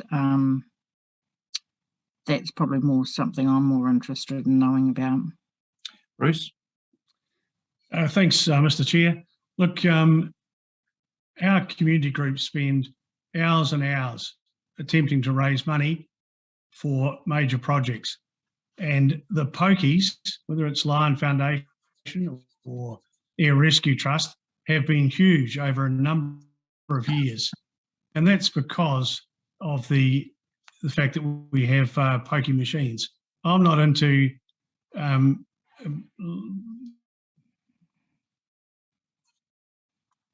He's disappeared, Bruce. Saying to people you can't. Oh, just when I was getting excited. Am I back? Sort of. Okay, I'm not sure what's okay. Can you hear me now, Mr. Chair? Yes, it can. Yep. Hopefully the nux of what I've been saying is that enough of the namby-pamby stuff. The community relies on cash from Lion Foundation, Air Rescue Trust, and what have you to build and grow many of the things that we take for granted in the community, and shrinking their ability to put money out into the communities. It doesn't go down at all well with me. I think that's something we should keep well away from. It's a bit of a nanny state thing. Thanks, Mr. Chair. Thank you, Bruce. Paul, is your hand up again, or has it remained up? No, I just wanted to have just another quick crack at it. Hearing what His Worship saying and Councillor Cogan, but of course that assumes that the end justifies the means, doesn't it? That in the end there's going to be lots of money that'll be distributed around, so therefore it's okay. Let's just say it's okay. Whereas we don't actually know about the extent of the harm. We don't know. It's the lazy thing to do is to roll it over for another 3 years and say, away we go, all's good, no problem. Move on to the next item on the agenda. You know, and I'm not, as I said at the start, you know, I'm not a wowser, and I certainly don't subscribe to nanny state, but I just do wonder with something like this that it's, I don't know that there's a lot of difference between problem gambling and alcoholism, to be honest. But realistically, do we have the capacity to carry out a meaningful assessment of the risks? You know, a realistic, meaningful assessment of the risks, taking into account the issues other councillors have raised around alternatives and online opportunities and stuff. Realistically, how can we possibly assess the risks in our community? Yeah, I'm not sure. I think probably Councillor Martin's right. We can only assess what's in front of us, which is under within the council's gambit, which is to regulate or not the number of poker machines. That's what we're asked to do. Tiara, can I have a response from you? Yeah, Councillor Magic and Martin are correct in the sense that the social impact assessment can only provide information on regulated gambling within New Zealand. And in terms of this aspect, it is purely to gambling machines. There is no way for any industry organisation in New Zealand to provide information on online gambling other than through the Lotteries Commission to a degree, because it is controlled in terms of New Zealand state. But in terms of those that may be gambling by other means, such as online pokies through places like Australia or over in the States, there's no way to actually quantitate what the impact will be on people who are involved in that. And as Councillor Magic correctly states too, it is that similarity between problems with versus gambling, problems with alcoholism, problems with drugs. A lot of it can be unquantified, but in terms of what you need to know for the value that has been contributed through the museum machines as compared to the return to the communities that are contributing, that information would come back through a social impact assessment. So I'm not sure about the way forward here. Does someone want to test the meeting and move the motion that's set out, or propose an alternative? Sorry, through the chair, sorry, it's just I can't find the bloody hand on this thing. Hey, I'm just in support of what Paul's saying. I don't think we can even begin to imagine how we sort out the online stuff. But I think, correct me if I'm wrong, but we're just trying to understand what is spent in Westland through the gambling, through the poker machines. So that shouldn't be hard. And what the revenue is through the poker machines, through the 50 odd, whatever they are, and Hokitika, what's the revenue coming in from it? How much is going out to community groups? And then weigh that up against the damages that are coming in through the DHB. Because we might be sitting here saying, oh, look, we can't get into this space. We don't understand the numbers, but it's very, very easy to find out what damage this is doing in the health system. That's all the numbers are available. We just got to get them. And I think that's all we're trying to figure out from my understanding. We can't go anywhere near online stuff because we just have no idea. But we can understand what's coming into the pokies, what's being put into the community, and what health services are affected in the community. We can find that out. So Tiara, is the way forward here to do nothing in relation to this motion, in relation to this policies? No, we do not have the option to do nothing. We either have to resolve to go out and consult on one of the two issues provided, or to roll the current policy over with a minor amendment and change of date. And then, as discussed earlier, that have an additional motion where we can then get a social impact assessment undertaken and then bring that back to council. And then based on that, if council then want to reinitiate and consult on the current policy, they can do so anytime within the next 3 years. So who would do that sort of a socialist harm assessment? I mean, We have had, if you've read the submissions, particularly in terms of the submissions that came in during the long-term plan process, the submission from Community Public Health, and I think the other one was Active NZ, putting their hand up to assist with a social impact assessment. My first point of view would be through Community Public Health, because that's at the local level in terms of West Coast, but also touches into DHB and other organisations, and it gives some level of independence. Well, Tara, can you suggest a way forward in terms of the wording of the motion? Capture that. My recommendation with council's acceptance is to move the first recommendation as it is, and then a second is to undertake a social impact assessment and bring that back to council in a future report. So you're suggesting we adopt the policy, are you? Yes. But also contemporaneously undertake a social assessment. You can do a social impact assessment at any time. You don't need to be waiting for a review of the document to do a social impact assessment. And all right, okay. Alternatively, you can choose motion 2, which So means you can initiate their social impact assessment and then undertake consultation. But that would then, as we say, require council to consult on it following the social impact assessment. And I'm just conscious of time in terms of when that might occur. But it's the direction of council. As the report says at conclusion, we'll be led by direction of council. This has to be by you as councillors, not led by us as staff. Staff can have no view, but there are the 2 options. Option 1, but then requiring a social impact assessment to be undertaken and brought back to council, or option 2, which incorporates the need for a social impact assessment, and then go out for public consultation. Councillor Neal, your hand's up. Thank you, Chair. Yeah, look, I don't agree with Bruce's comment about it being namby-pamby. I'm definitely pro doing the social assessment. Totally agree with Francois, what he said. And happy to move in that direction. Paul? Oh, sorry, no, I left my hand up. Sorry. No, I've had my say. Okay, well, are we agreed that that's the way forward, do you think? I mean, my feeling is that 10 of the meeting is that we should have that assessment carried out. So, Tiara, have you got the 3 motions in front of you that are on the agenda? The first one, A, the report be received. No issues with that. B, is council consider the statutory review of Class 4, that the statutory review of the Class 4 gambling policy is complete, but then we need that additional motion that you're suggesting, arm of it. Make sure I'm on mute, correct.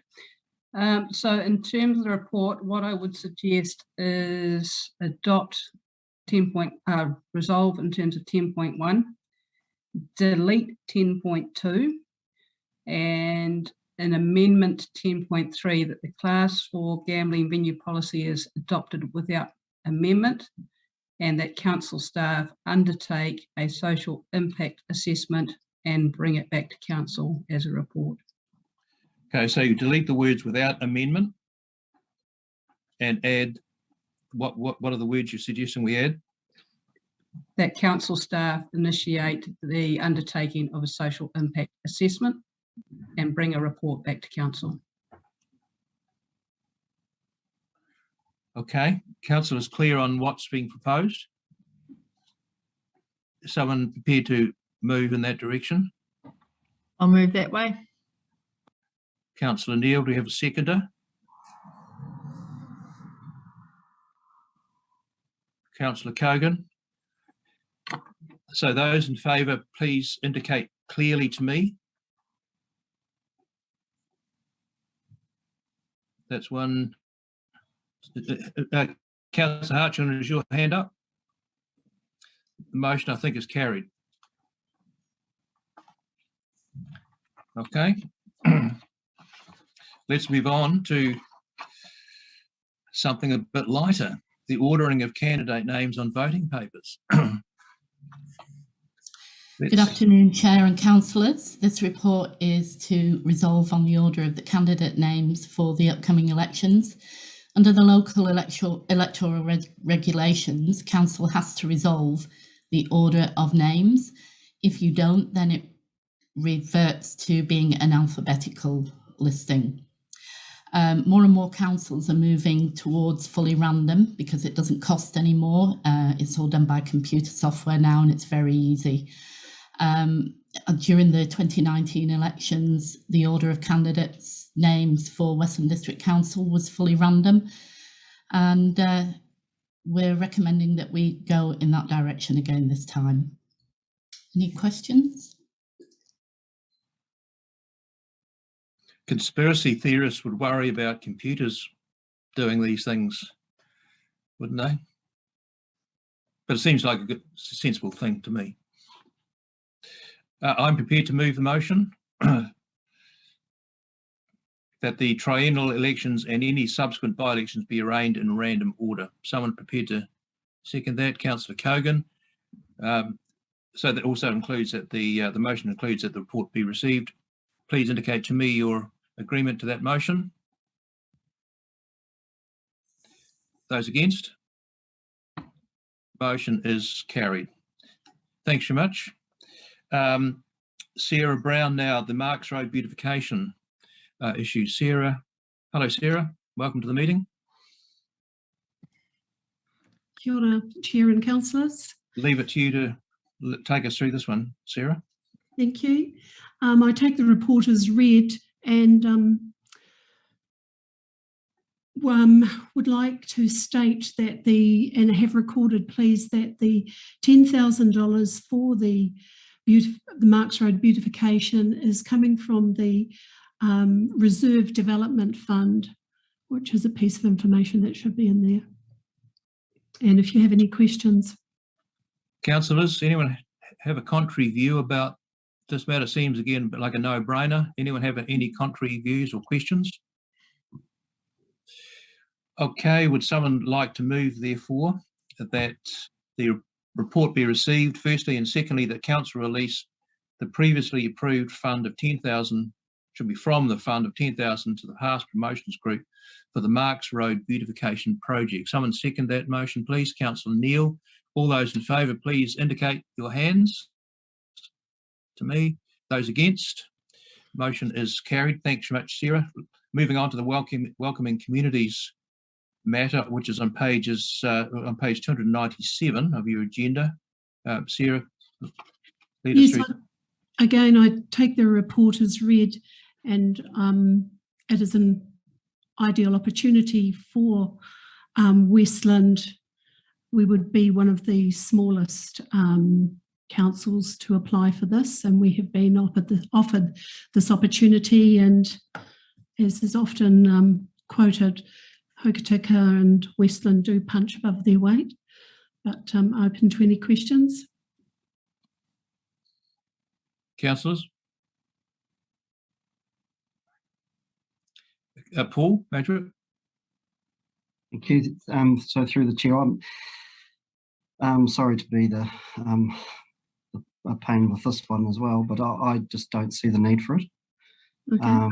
I mean, this is done. I mean, this is the work that's done, isn't it, by New Coasters or whatever they call themselves now. There's a migrant group that's been in place on a voluntary basis doing this welcoming of new arrivals in the area, and then new arrivals, the number of migrants in Westland and on the West Coast are probably no greater, probably a lot less than other regions, and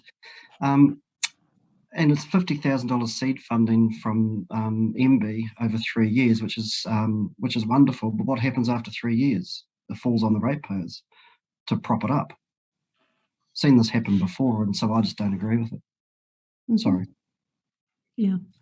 Through the chair, I'd like to respond that New Coasters struggles for funding, and perhaps this is a way to draw quite a few of those smaller groups in our community together. Councillor Kogan. Yeah, no, thanks, Sarah. So I do have a couple of questions around this because, yeah, it's all very new to me. Now, and I agree with Paul that there are a number of groups on the West Coast already doing, you know, this line of works.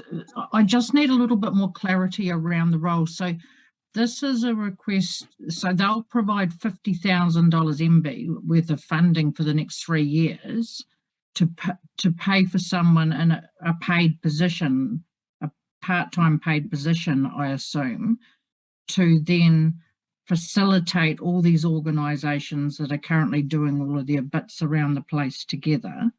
So is that right? I just Yes. don't quite understand Correct. the job role. Mhm. So it's more of a facilitator role. Yes, it's a coordination role. through Right. the chair. Ethnic communities, ethnic communities visited the West Coast last year, and there were, I think why we've been offered it is that we do actually have a lot of immigrants working here, and we don't perhaps do as good a job as perhaps we could. And also because part of the economic development, you know, when we used to have an economic development position at council, they sometimes did some of that work as well, didn't they, with that engaging with new people coming into the area. Well, that was my understanding from in the past. I guess, you know, like I'm on two minds, like God forbid we don't want to turn down $50,000 for 3 years, but is that $50,000 going to cover that role with no other expense expected of council? And at the end of the 3 years, do we have an obligation to carry on funding that position? Yes, the material that was supplied in the appendix indicates that Westland District Council can withdraw at any time if it feels it's not meeting its needs, or as you're talking about a financial implication. And what was your other question there? So is there any other expense other than us establishing a position that the funding will fully cover that role? But then is there any other expense back to council around, you know, finding a suitable place for them to be based, you know, needing a vehicle, having to pay for mileage, you know, like all of those costs actually incorporated into that 50,000, or is that just for the wage per year? No, that is what they're offering us, and how we use that is the plan that we have to put together for an expression of interest. Oh, that's awesome, thank you. So my thoughts around that is, if it's not going to cost us anything to actually have somebody in a coordination role like that, and there's no other implication back on council, then I can't see why we wouldn't consider that. It'll be interesting to see the bigger job description, of course, around it, to what that looks like. Just so long as there's no fallback, and with the you know, with it being noted that, you know, at the end of the 3 years, you know, this is not something that council would actually see continuing if there was going to be a cost back to council to continue it. Thanks, Councillor Bruce. Bruce? Yeah, Mr. Chair, look, I've had the pleasure of being involved with this group for 6 years now, or nearly 6 years. Been to many of their dinners. You quite often go along and there'll be 50 or 60 people there. They're very motivated. They're new arrivals to to our district, where we welcome them with a citizenship certificate. What they're asking for is, which is so unusual, is no money from council. This is, let's not overthink this one. I'm fully in support of it. Thank you very much. Thank you. Bruce, Councillor Neil. Yeah, totally agree, Bruce. Don't overthink it. It's just a great opportunity. Councillor Martin. I wanted to just thank Sarah for bringing the opportunity to councillors. I think it's, to me, I know working amongst community groups, how with a bit of coordination and a bit of administration, the different outcomes that can be achieved. So fully support this, and really hope that we are successful in the expression of interest phase, and that it's seen as favourable from MB to support Westland in this journey. So thanks, Sarah, for bringing it, and I fully support it. Paul, I see your hand up again. Yeah, just really quick comment, just to say, watch this space in 3 years' time. We'll come back with a big bowl. Okay, with that warning and our ringing in our ears, some councillor got the courage to move the motion. Bruce, you were pretty keen on it. Do you want to move the motion? Okay, Bruce has given it the thumbs up, and Councillor Cogan is giving it 5 fingers up. So all those in favour that firstly the report be received, and secondly council confirm and endorse an expression of interest to join the Welcoming Communities program. Please wave your finger at me. Thank you. Those against? Carried. Thanks, guys. We didn't overthink it. That's great. All right, 3 Mile Hall funds. Sarah, that's you again. Sorry, can I just sorry, Sarah, can I just quickly interrupt? I just want to say there's a conflict of interest on this one with me, so I'm happy to motion's passed, councillor. The motion's, which one are you talking about? The 3 Mile Hall one. Oh, I see. Sorry. Okay. Yeah. Sorry. I thought you were talking about the previous matter. Oh, no. So yeah, I will abstain from voting on this one. Thank you. Do you need to absent yourself from the discussion, councillor? Can't hear you, Jenny. Can't hear you, Jenny. You're on mute at the moment. You're on mute. Do you need to absent yourself if you have a conflict of interest? Oh, I can just leave the room. Got plenty of other areas in the house I can disappear to until you held this discussion. Okay. Okay. Thanks, Sarah. Hi, I take the report as read and recommend that council release the funds to the 3 Mile Hall Committee. Are there any questions on this one? Anyone have a contrary view about this matter? I'm happy to move the recommendation. Someone would like to second that? Yeah. Councillor Neil seconded. Paul, do I see your hand up again? You do. I'm not going to. I'm not to disagree with it. It's simply to say I don't see what the drama is with it. I mean, it's the 3 Mile Hall's funds for 3 Mile for a history panel. What's the problem? It's like just do it. All those in favour of the motion, please. Just a point of clarification, David. Sorry, yes. Sorry. Just to answer Paul's comment, the fund is managed by council on behalf of the committee, so it doesn't need to come through council for consideration. That's all. Thanks. Simon, please indicate to me approval of the motion by indicating your hands. Those against, motion is carried. Thank you.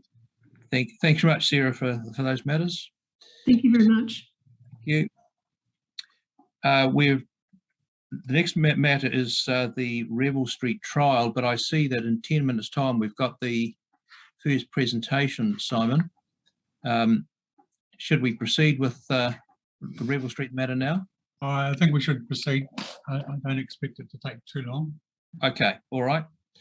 Fiona, are you there somewhere? Yes. Oh, hi, Simon. Welcome, Fiona. We'd like to take us through this, please.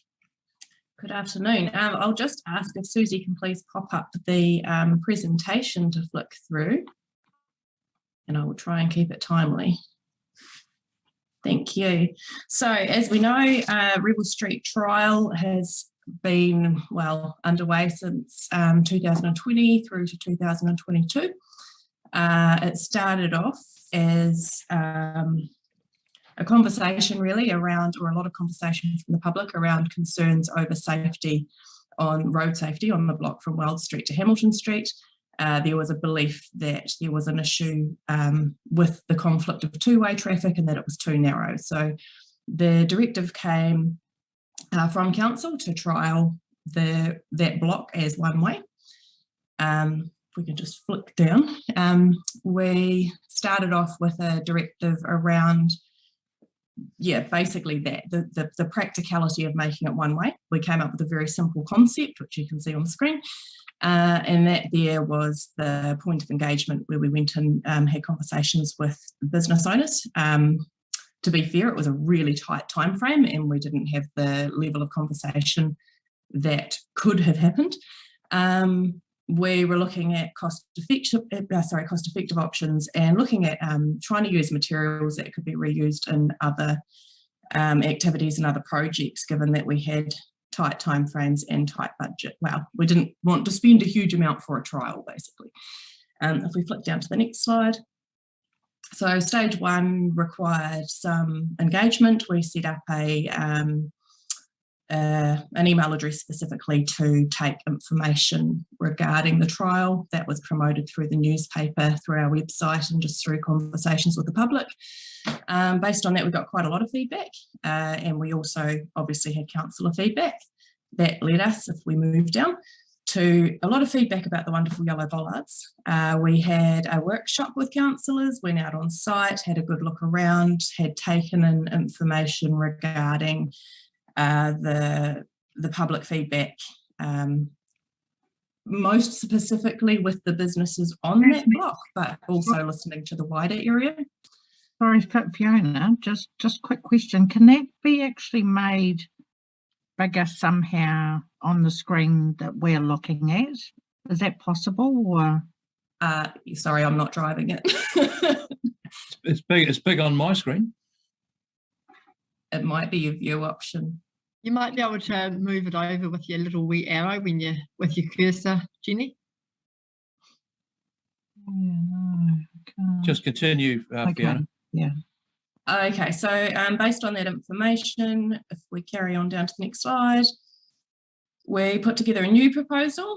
It became, so a lot of what the feedback came back at was that while we've been focusing on the practicality side of it and proving that we physically could undertake one-way traffic, it became obvious that actually what people wanted was more around the amenity, the visual aspect and the usability. The pedestrian focus really came in strong. So through that workshop, we had some really targeted conversations around what is it that we're really trying to achieve here. And we got some really strong feedback and indications on what that could and should look like. If we move forward again.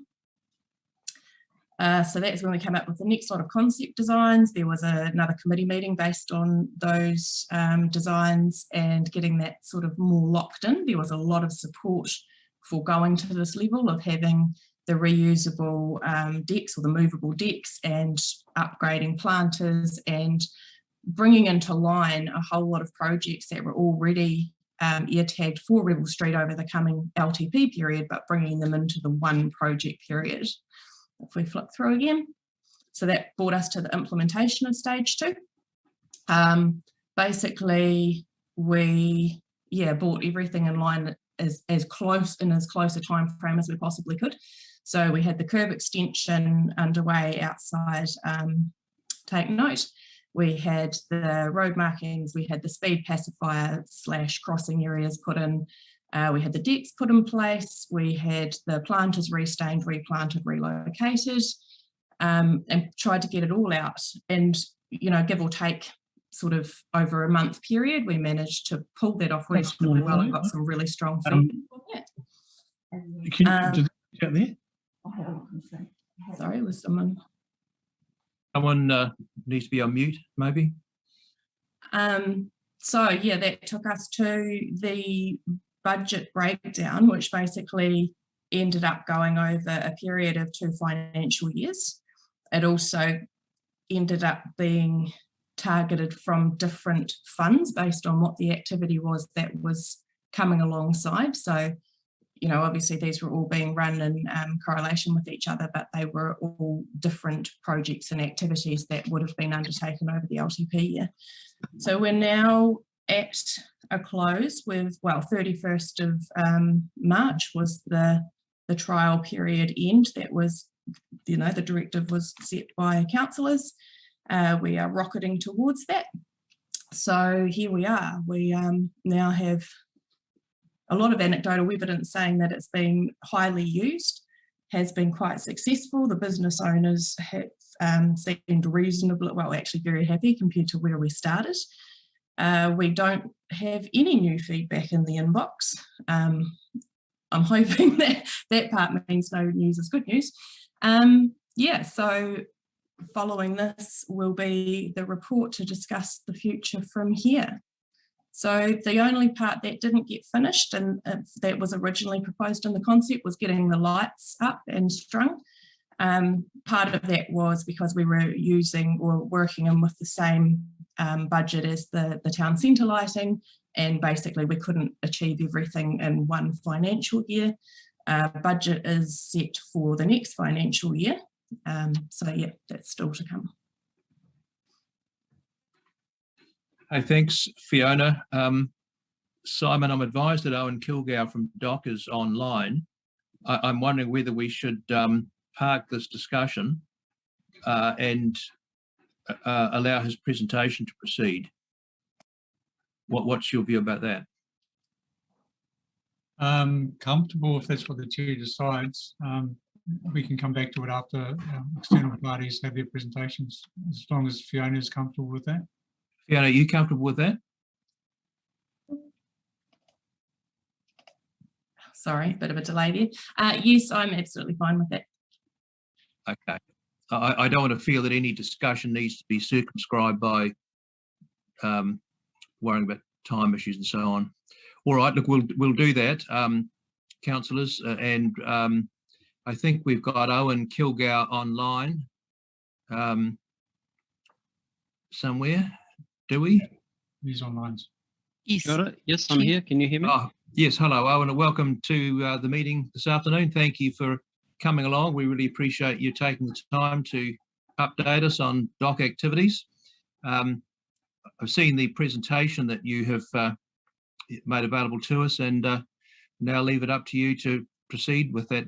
Is that able to come on our screens, Di? Yes, Chair. Susie's just going to share a screen with that. Thank you. Okay, Owen, we'll leave it up to you. Okay, kia ora koutou. Thanks very much for having me back again for another update from Department of Conservation, Hokitika District. Diana, are you going to switch slides as we go, or what's the process there? Yes, so if you just say next slide, and Susie will change to the next slide when you're ready. Good one, thank you.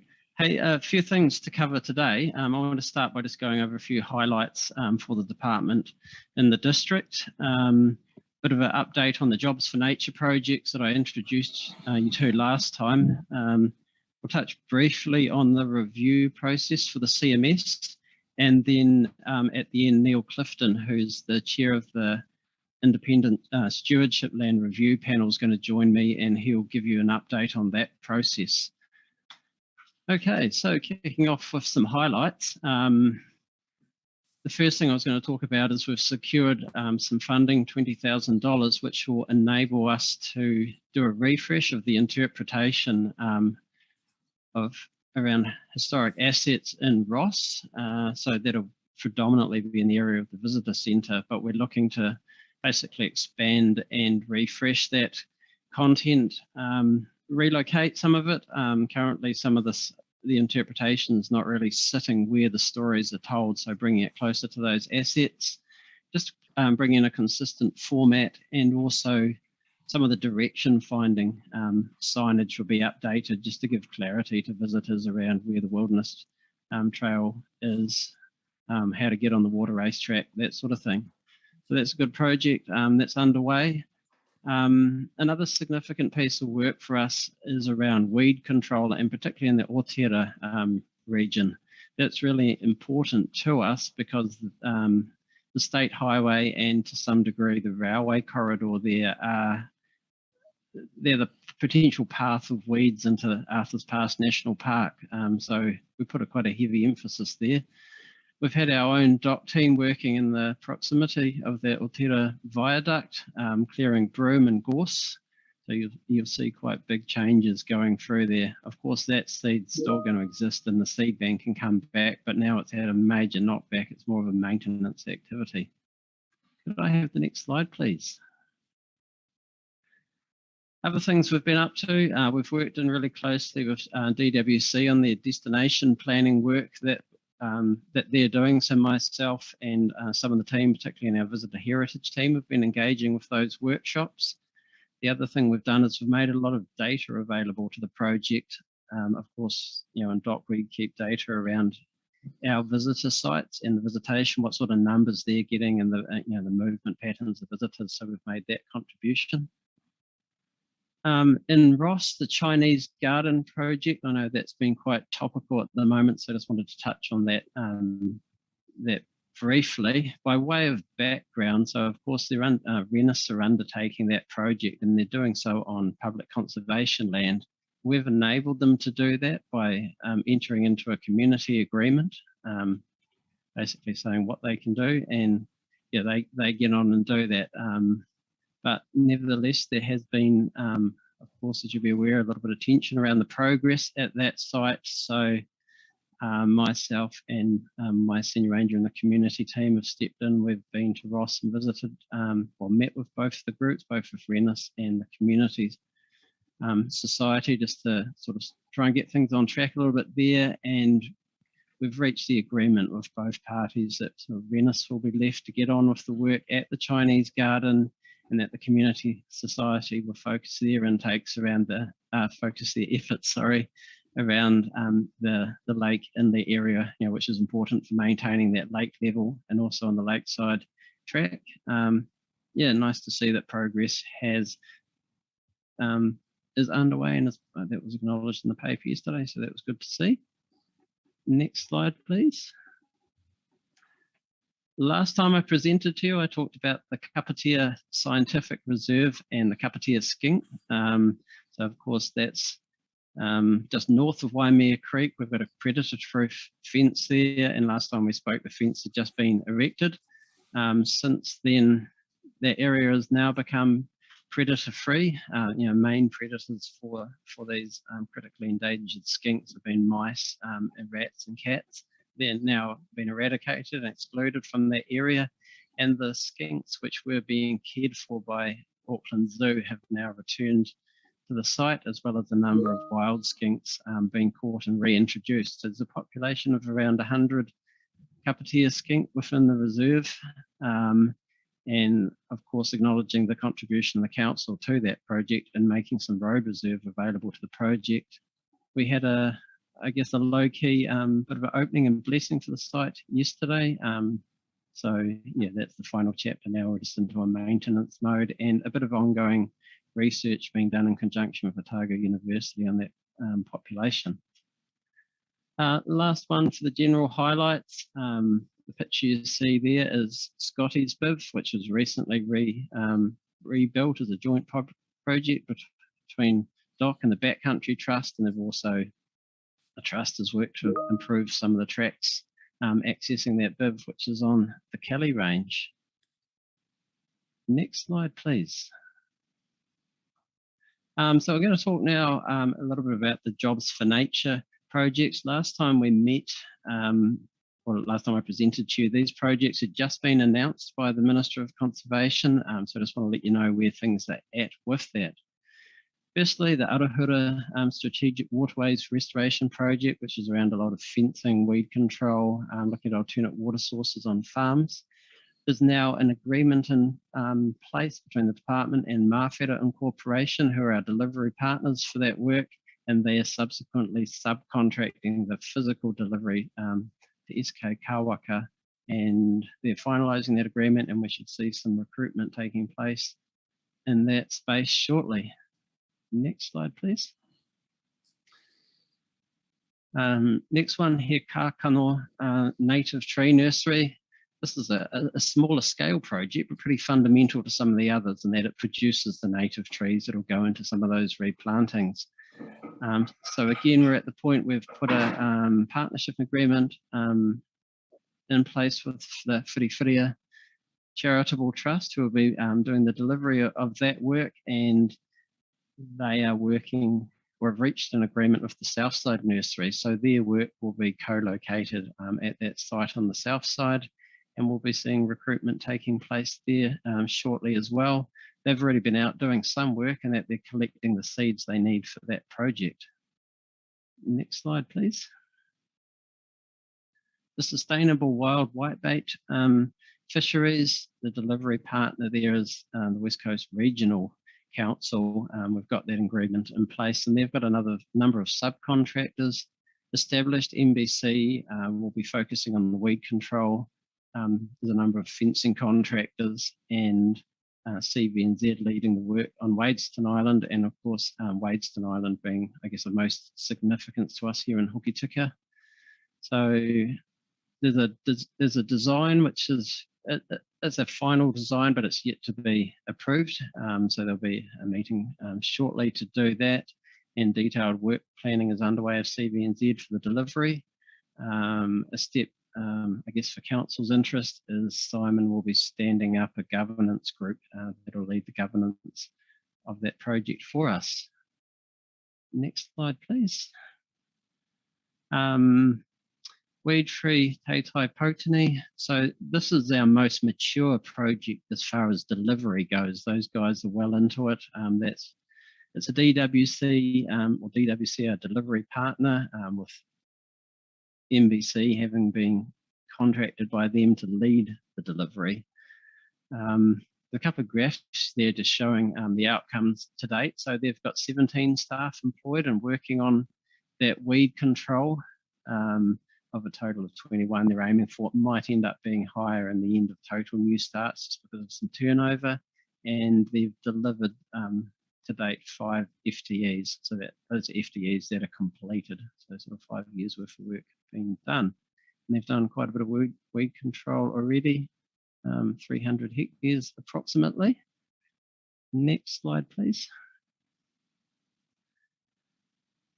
They've had quite a broad area of focus, but this is, I guess, where they've done their biggest operations to date in the Otira Township, complementing the work that we do in the department and trying to stop that spread of weeds into the national park. They've done quite a lot of work around Ross and the subdivision just south of the Hokitika River. Next slide, please. So overlaying that work that's being done there, because of course Jobs for Nature was stood up to create employment in the conservation space, but at the same time we're conscious of wanting to make sure that we achieve the right conservation outcomes. So there's a technical advisory group that directs that work, and Doc is a member of that with some of our weed experts and operational team members. Regional Council participates, DWC of course is the delivery partner, and MBC is the contractor. So they have monthly meetings that direct that work. Next one, please.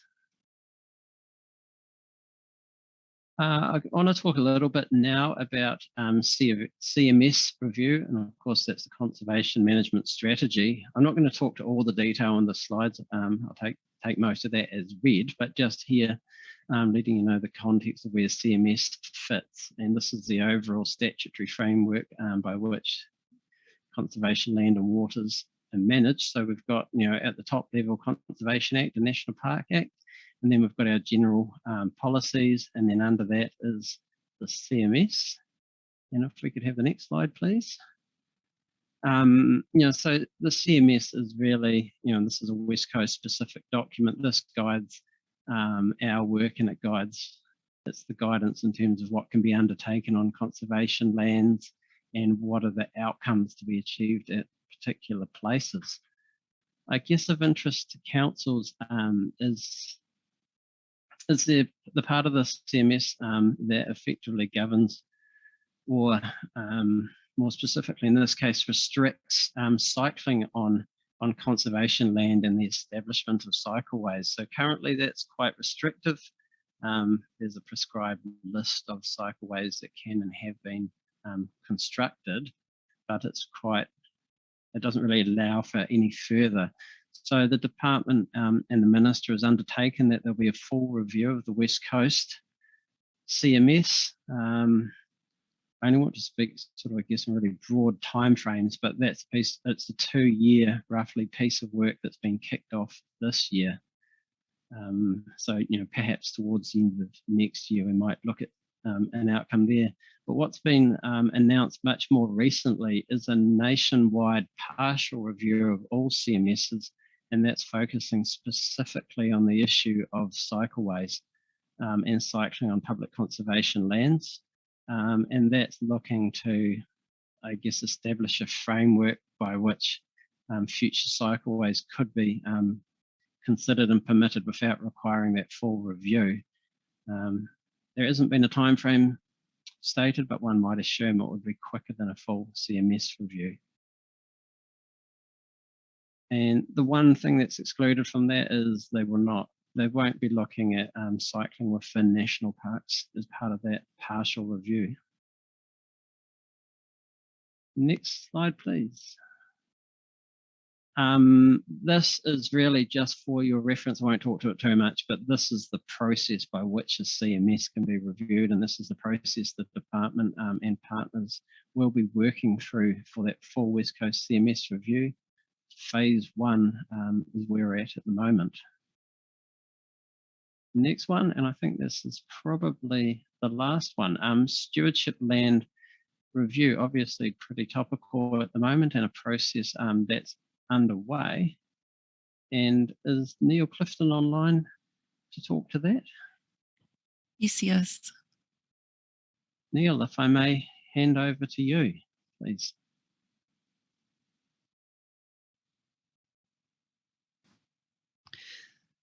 Excuse me, Neil, through the chair, if you just unmute, please. Okay, can you hear me now? Yes.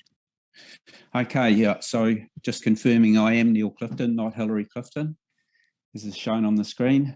So, yeah, thanks for the opportunity to speak with the council, and as Owen has already said, I'm chair of the Western South Island Stewardship Land Panel. So, in thinking about how to address the council, I thought it's probably useful to begin with a quick reminder of what stewardship land is and why it's important to classify it. And then I'll talk about the panel's work. And I know this process, I guess, firsthand, because I spent a considerable amount of my career on the West Coast and was on the West Coast when this process happened. So most stewardship land came to the Department of Conservation. Many of you'll know this, but in 1987, when the former Crown land management agencies, and the two biggest ones were the New Zealand Forest Service and the Department of Lands and Survey, and they were disestablished. And so that's when the bulk of lands, which are now termed stewardship lands, came to the Department of Conservation. I should add that since that time, there have been further smaller additions through gifting or purchase by bodies such as the Nature Heritage Fund. So most of the land that came to the department in 1987 was already classified according to its conservation values under the conservation legislation of the time, such as the Reserves Act, parts of the Forest Act, Wildlife Act, or National Park Acts, to name a few. But significant tracts of land were unclassified when they came into the department as stewardship land. And those lands were to be held by the department for the protection of natural and historic resources until they could be classified according to the conservation values that they had. However, since 1987, only a small proportion of that stewardship land has been classified. And that's primarily because of the scale and the complexity of the task. So most of those lands have remained unclassified. The reason that in practice it's become important to classify the lands is that the lack of classification, and I'm sure many of you have been aware of this, has led to a lot of uncertainty about where it's been appropriate to allow economic and cultural use of the land. And a lot of those scenarios have played out on the West Coast. So that's a brief background to the how lands came into the department and why classification is important. But turning now to really my role as the chair and the role of the Stewardship Land Classification Panel, our job is, on the surface, sounds quite simple, and that's to make classification recommendations to the Minister of Conservation under existing legislation. And where there are no or very low conservation values, the panel is able to recommend disposal. So I certainly appreciate, as chair of the panel, that this is an important exercise for the West Coast, as approximately 1/3 of New Zealand's stewardship land is on the West Coast.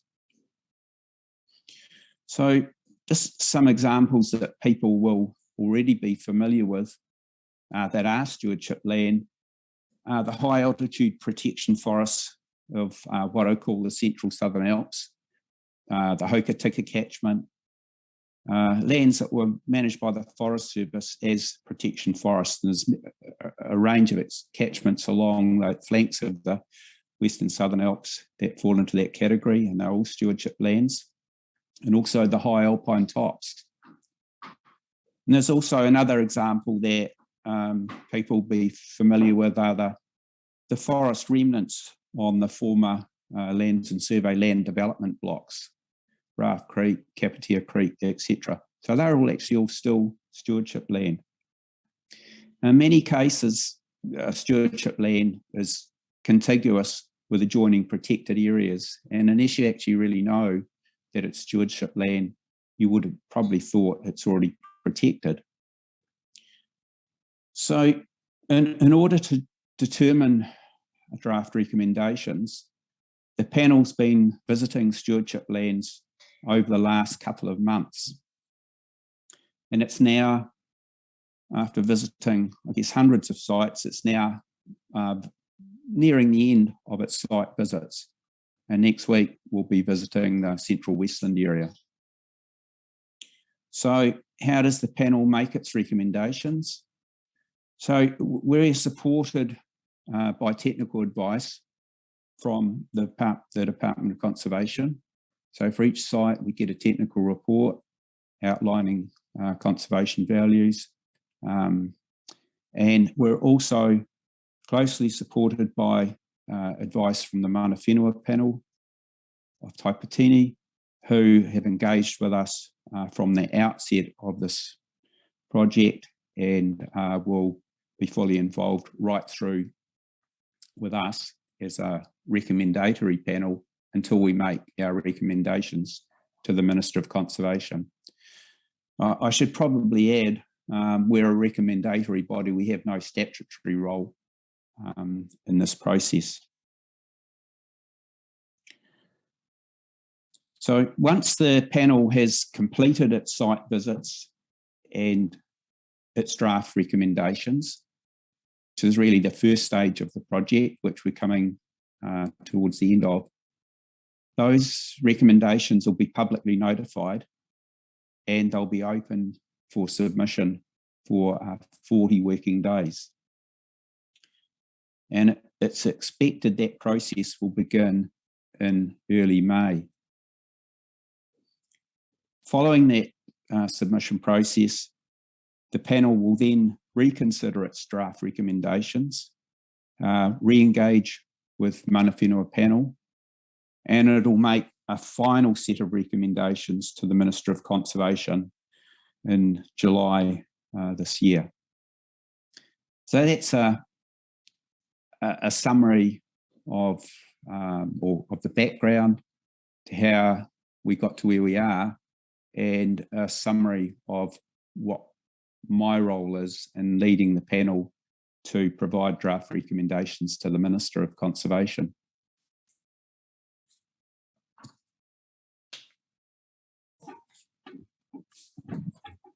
Thanks, Neil. Is Owen still online with us?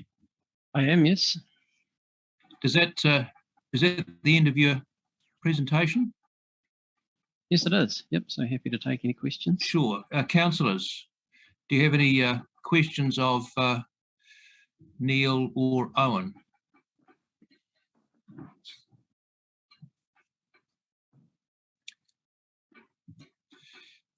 Well, you've been too concise, and you've satisfied everyone, guys, by the sounds of things. Neil, earlier in the meeting, we had the benefit of Paul Madgwick telling us a little bit about what you've been doing. So we were we had been partly informed anyway about your work, which was very helpful. So look, thanks, guys. Thank you for coming along. Much appreciated. It's much appreciated you taking your time and effort in coming along today to update us on what DOC's doing here. So thanks very much, and you can feel free now to leave the meeting. Thank you. Thanks, guys. Thank you very much. Really good update. Thanks.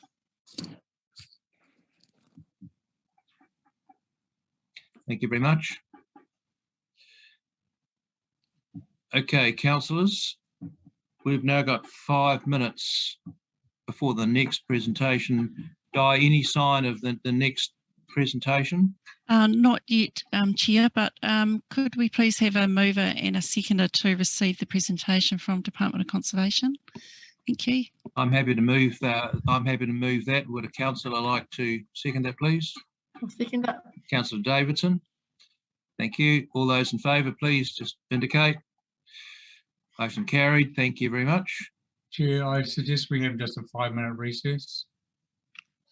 5-minute recess, and it will meet again in 5 minutes. Just mute and turn off your videos, and you'll be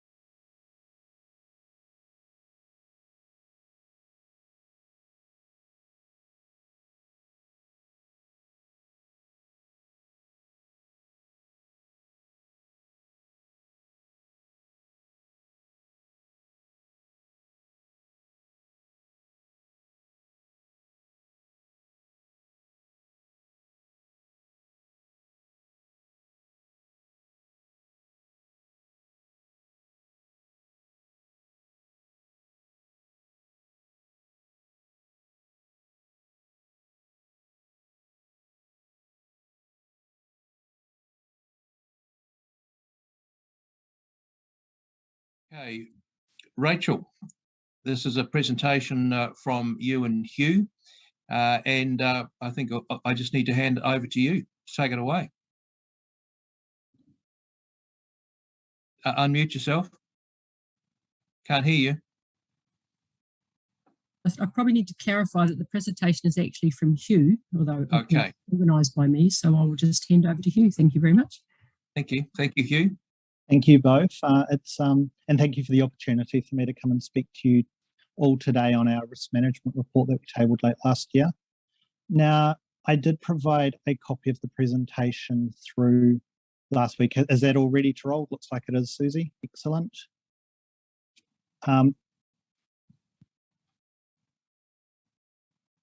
Thank you. So the presentation that I've provided to you covers is a good summary of our local government risk management report. For the purposes of today's conversation, I'm not going to talk to every slide though, so I'll only talk to some of them. Ideally, I want to leave plenty of time for questions if you have them. So if we move to the second slide, please. This just outlines our process. And to give a bit of context, we undertook this work because we see effective risk management as a critical part of successfully delivering an organisation's strategy. Identifying and understanding and managing risk is also a fundamental part of effective governance. When risk is not managed effectively, assets or projects can fail, and at its worst, it can also erode the public's trust and confidence in an organisation. So a couple of years ago, we framed up all of our discretionary work that the office was doing around a theme of governance and accountability. And in 2016, we released a reflections report on that, all that work we had done. And in that report, we noted that risk management is often one of the least mature elements of governance in the public sector. Now, this isn't just at a local government level, this is looking across the breadth of all public sector operations. And finally, in our audit work, we often see instances where councils do not have effective risk management. So with that context in mind, we carried out work to better understand the current state of councils' risk management, where the challenges and issues are, and what support councils may need to improve how they manage risk. So our observations were based firstly upon the 4 case studies which are outlined on the slide. We chose these councils deliberately. They were all on a risk management journey of their own, so we felt that we could find some good examples from them. They're also different, so they're from different parts of the country, different size, different scale and operations of what they're doing. So that gave us a good sense of what the rest of the sector might show. However, to inform that, we also then sent a survey to all other councils, asking at a high level what their risk management processes look like. Finally, we had discussions with Select Audit and Risk Committee chairpeople, and we also took into account the knowledge we've developed through our work, both our discretionary work and our work of our appointed auditors. So if we can move on to slide 3, please. This slide just outlines what we expected to see. So we expected to see all councils having a risk management framework that's in place for them to use to identify, analyse and monitor their risks. We also expected to see councils having an effective approaches in place to identify and manage their risk, with oversight by elected members and appropriate involvement by their audit and risk committees, or the equivalent that might be in their organisations. We expected to see regular formal reviews of their risk management practices that inform areas for improvement and the ways to get there. And finally, we expected to see mechanisms for councils to communicate with their communities about the risks they face and how they manage those risks. So we determined these expectations by looking at a number of frameworks that are in place to manage risk. And personally, we don't have a view on what risk management framework an organisation might use, as long as they are using one. So if we move on to the next slides, please. This sets out our findings. And so these are the key findings that are really coming out of our report. So the first finding relates, what we found was some councils do not currently have a formal risk management framework. So we asked this in our survey, and 55 councils said that they had a risk management framework. 8 councils, however, said that they did not. And it's our view that those councils who do not have a risk management framework should prioritise putting one in place. Effectively, a risk management framework in an organisation is the bare bones that an organisation needs to really undertake risk management. I do note that as a supplementary question, we did ask those 8 councils if they were planning to put in place a risk management framework, and 7 of them said that they were, so that gave us a lot of confidence. Excuse me. We also saw several examples of a strong risk culture in the case study councils that we looked at. So effective risk management is not just about the systems and processes that an organisation might have in place. It's also about how staff implement risk management thinking in their day-to-day work. And so we found our case study councils had a good focus and a maturing approach to risk management. So as an example, and we refer to this in our report, we saw Waipa District Council a couple of years ago actually brought consultants in to do a deep dive into their risk management maturity and really set out a pathway for them as to where they should mature and why. And they found that quite a useful mechanism to drive their approach to improving their risk management over the last couple of years. Our third finding noted that many councils lack someone responsible for leading and monitoring risk management processes throughout their council. So we asked this in our survey, and we asked councils whether they had a dedicated risk manager. We were told 35 councils said that they had one. 25 councils, however, said that they did not have a dedicated risk manager. And of those 25, 15 said that they did not have one because it was they either felt they were too small or that it was unaffordable. Now, those are obviously things that councils need to take into account. They need to only do things that they can only to put in place processes they can afford to do. However, it is our view that even if they don't have a dedicated risk manager, there should be someone in the organisation who is responsible for enabling and encouraging good risk management practices. So in our view, that doesn't mean one person is responsible for doing risk management within the organisation, but there certainly should be one person in the organisation who is responsible for collaborating and pulling that all together. We saw more could be done to support elected members. So we found that councils generally recognise the need to do more training and development and have ongoing conversations so elected members and the staff understand their role in managing risk. We also heard that elected members often receive information about a council's risk management activities and their role in risk management as part of their post-election induction. However, we also heard that in many cases, subsequent workshops or training sessions often did not happen, and that's the best time to reinforce those messages around risk management and the role of an elected member in that process. The final point, which is around quantitative risk assessment tools, I must admit is a little bit jargony.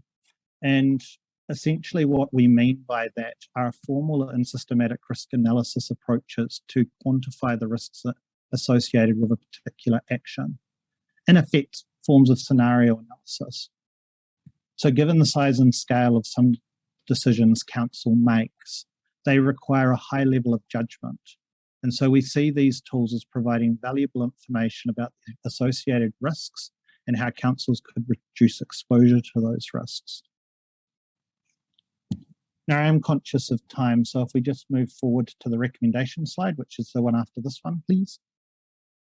We had 4 recommendations for councils, and I'm not really going to talk about the first one because it's not actually relevant for Westland. You have, as I understand it, you have a formal risk management framework in place. But the second recommendation was we felt it was important for elected members to get the training and support they need to carry out risk management roles, their risk management roles. Few of us are risk management experts. However, you as elected members are ultimately responsible for the decisions a council makes. As councils have been improving their own risk management maturity, they have focused on their internal systems, which is important. Let's be honest, staff are learning in this space as well. However, they need to be turning their mind to how best train and support governors. But in saying that, this does work two ways, or both ways. Elected members need to take the time to be upskilled. I'm not going to talk much more around the quantitative risk assessments. As I said before, we see this as a useful tool in the toolbox that councils could use. We see they're used quite a lot in central government agencies, and there's no reason why they can't be used to help inform risk and manage risks as you're undertaking your programs of work. Our final recommendation, or in respect of our final recommendation, our report we saw is very much been akin to a good practice guide. So with that in mind, our final recommendation is that all councils consider this report and consider the maturity of their own risk management practices. And we hope the examples in this report provide some useful tidbits of what other councils have done and that they've undertaken their own risk management journey, and potentially is stuff that the other councils can take into account as well. So I'm going to pause there, and I'm happy to take any questions or comments that members might have. I'm just wondering what you mean when you talk about the maturity of risk management procedures, or do you mean capability? It's more than that, David. So risk management is very much a spectrum of risk management's very much a spectrum, and you can characterize it as being weak, moderate, strong, depending on that spectrum. But we see risk management as more of a journey rather than a destination. So in any organisation, there's a need to continuously improve. There'll be things that the organisation can do better. So from looking at it from a risk management lens, what are those areas, and how would the council best like to, or how mature would the council like to be in relation to risk management? It's going to differ for different organisations, so it's not something for us to suggest one way or the other, but certainly for a council to think about itself. Obviously, the more mature, the more time, effort, cost that can go into that. How do you know if your processes are mature? That's a process for bringing in experts in that space, or talking to people like Rachel and getting her views around risk management processes within an organisation. Councillor Cogan, you have a comment? Yeah, thanks very much for your report. That was actually really quite interesting.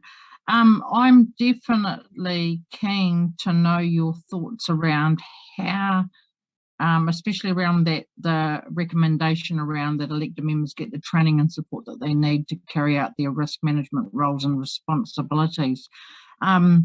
Because like I personally, I completed a governance, a course and papers around governance, but I'm still a little bit blur-lined around when it comes back to council versus business governance, and where that sits with that risk management. Is there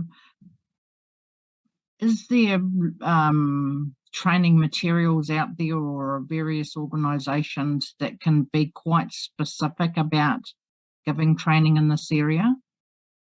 I'm almost tempted to defer to you on that question, Rachel, if you'd like to answer. Certainly, it's not. Let's be honest, it's not something that we would provide. We're not risk management experts. It's not what my involvement is, but there are certainly lots of other organisations out there who provide those sorts of processes. At the same time, when I was providing my presentation, I mentioned that a lot of the time councils, and I'm meaning councils in general, I don't know how it works for Westland, will get explained to this during their induction processes. What we saw with our case study councils was that the elected members regularly came back to that. They considered the risk frameworks, they considered the top risks within an organisation regularly. They had training that was either provided by the organisation, if it had that skills or capability, or took into account the people, or took into account others who could provide that training. Rachel, do you have any other thing else you'd add in that space? Well, off the top of my head, I would say for anything like this, I would always start like we always do with go out and get a couple of quotes from 2 or 3 suitably qualified people. We did organise a risk workshop last year, which was run by a chap who has very good background in that area. And I believe he actually also wrote the paper for LGNZ. There's 1 or 2 other practitioners within New Zealand that are very good. The IOD also offers quite a lot around risk, and even though you tend to think the IOD is more associated with the private sector, in actual fact, there's a huge amount of commonality. So if we were going to put something else together for the elected members, then I would probably go back and revisit what we did last year, have a look at the types of bullet points activity that we wish to, provide training and background in, and then, as I said, probably RFP or RFQ and arrange from there. I know it's not a terribly helpful answer, but it's the sort of thing you would specify the scope of what you wanted, and part of that actually would be going out to the elected members and asking them if they have any particular awareness of areas where they think they perhaps have a gap, between what they believe they should know and what they do know. I thank you very much for that, Rachel. I think it's just actually quite timely at the moment as well for us. And I would like, obviously, to put for some consideration to go into that training being made available for us, but also consciously aware, that with election year this year, there'll be new councillors coming on board, and I feel that it's actually quite, it's one of those urgent things that I think that they need to get their heads around and a handle on quite quickly coming into their role. Thank you, Councillor Davidson. Yeah, thank you, Hugh. You mentioned that there was it 80% of other councils have carried this out? Carry this out. Management framework, yeah. Yes, most councils have in place a risk management framework. What we found from our sample was 8 councils, roughly speaking, 10% of the councils who answered that question said that they didn't have a risk management framework. Yeah. But my understanding is Westland District Council does, so that is an area that that your organisation has in place. Okay, thank you. Cheers. Councillor, we have the Audit and Risk Committee that Rachel Dean is the chairperson of, so that's the framework that you're talking about, Hugh, isn't it? That's certainly part of it. So a risk management framework is more, it sets out all the roles and responsibilities, that the tasks that an organisation might take to manage risk. And there'll be various touch points. There'll be the touch point of senior management, there'll be the touch point of governance. In your council, that governance touch point is at the Audit and Risk Committee level. But as I mentioned before, risk management ultimately starts and stops with you as elected members. So it also comes up to the elected member, to the council as a whole. Leslie, you have a question or a comment? Yes, Chair, just a comment to make that, yes, we do have a formal risk management framework in place, and this was brought up to the workshop that we had last year with, I believe, 2 councillors in the end. But we had brought that previously to council in a previous council meeting for adoption. So that framework has been around and reviewed several times now over the past few years, and we've made our risk management process much more formal recently. Thank you, Leslie. Councillor Neil. Thank you, Chair. Yeah, just reiterating, I guess, what Leslie just said. I just want to say we did have a workshop on it and it was very poorly attended. I'm wondering if there was a recording done of that workshop. Leslie, you may know, or Di, in which case that might be quite useful too. You need to go back and look at. It sounded like it was going to be a very dry session, but it was actually very good. Sorry, I don't know if there was a recording. Maybe Di could. Yeah, through you, Chair. I can certainly check on that and see if there was a recording done that day. Thank you, Di. Yeah. Was there any actual you know, was there actually a booklet or anything that came with that presentation as well? Or was it just simply if you attended it, you got the information, and if you didn't, you didn't? What was the format, Leslie? Can you remember? It was a workshop, so it was everybody had to be actively involved. So scenarios and questioning, and I'm sorry, I can't remember his name, but he gave us lots of information while he was actually taking the workshop. Thanks, Leslie. Any other, Simon? Yeah, just to reinforce, we are coming up to another round of elections, and definitely post-election is the upskilling of all of our councillors and his worship or her worship, whoever it may be, on risk management. So it is part of the induction program that we'll be planning. Great, very timely. Thank you, Simon. Any other councillors wish to make anything? Say anything? Okay, seems not. Hugh and Rachel, thank you very much for coming along today and reminding us about the importance of this aspect of our work, and it's timely and appreciated. So thank you very much, and you are free now to leave the meeting. Thank you, Deputy Mayor. Thank you, Thank guys. you very much. Thank you, everyone. Thank you. Okay.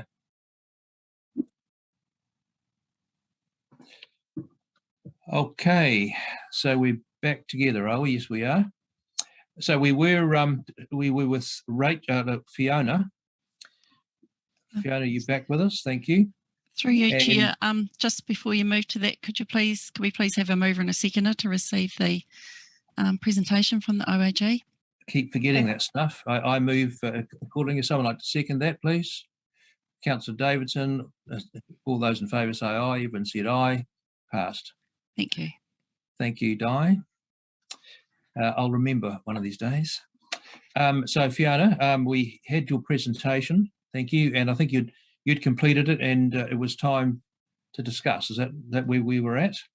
I also have a report which pretty much was covered by the presentation, so I wonder if it's worth reading through that and having a discussion in whole at the end. Okay. Yep. Okay, good afternoon again. So, as discussed, we had the Revell Street trial. It's coming to an end on the 31st of March, so we need to start considering next steps.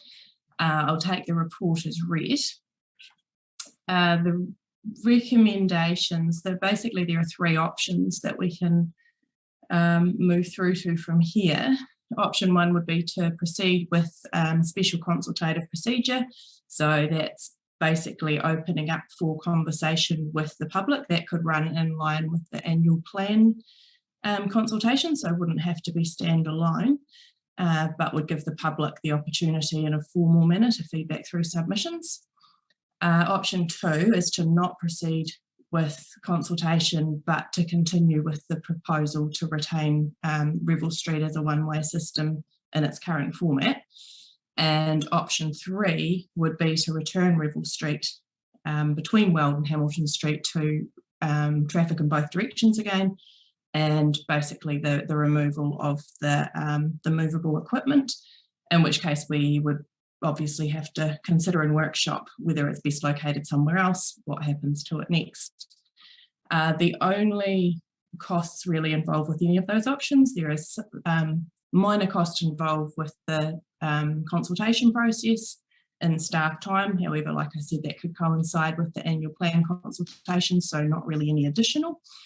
But the removal of the street furniture would propose a cost. So you've got those, sorry.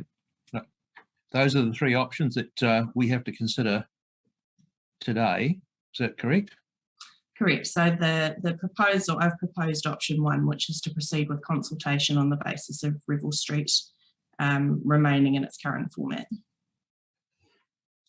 My view is that for what it's worth, that we shouldn't do that, that we should not have a consultative process, because we've talked to the public on numerous occasions about this. They've had a lot of opportunities to air their views, in various ways. And as I understand it, the present setup has met everyone's approval and continues to do so. Therefore, what is to be, in your view, what is to be gained from embarking on another round of consultation? I guess from my view, it's purely because when we were going through the trial as a trial, we were portraying quite strongly that it is just a trial, so this is only engagement as opposed to full consultation. I do agree these are all approved budgets that are being used, so there's no requirement to be consulting. But this, yeah, I guess is where it needs to be a council-led decision on what the appetite is.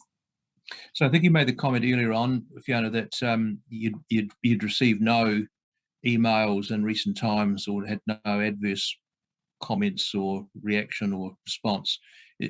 How are you reading the present situation? So from what I'm hearing informally in the public is a lot of really positive response to what the current format is.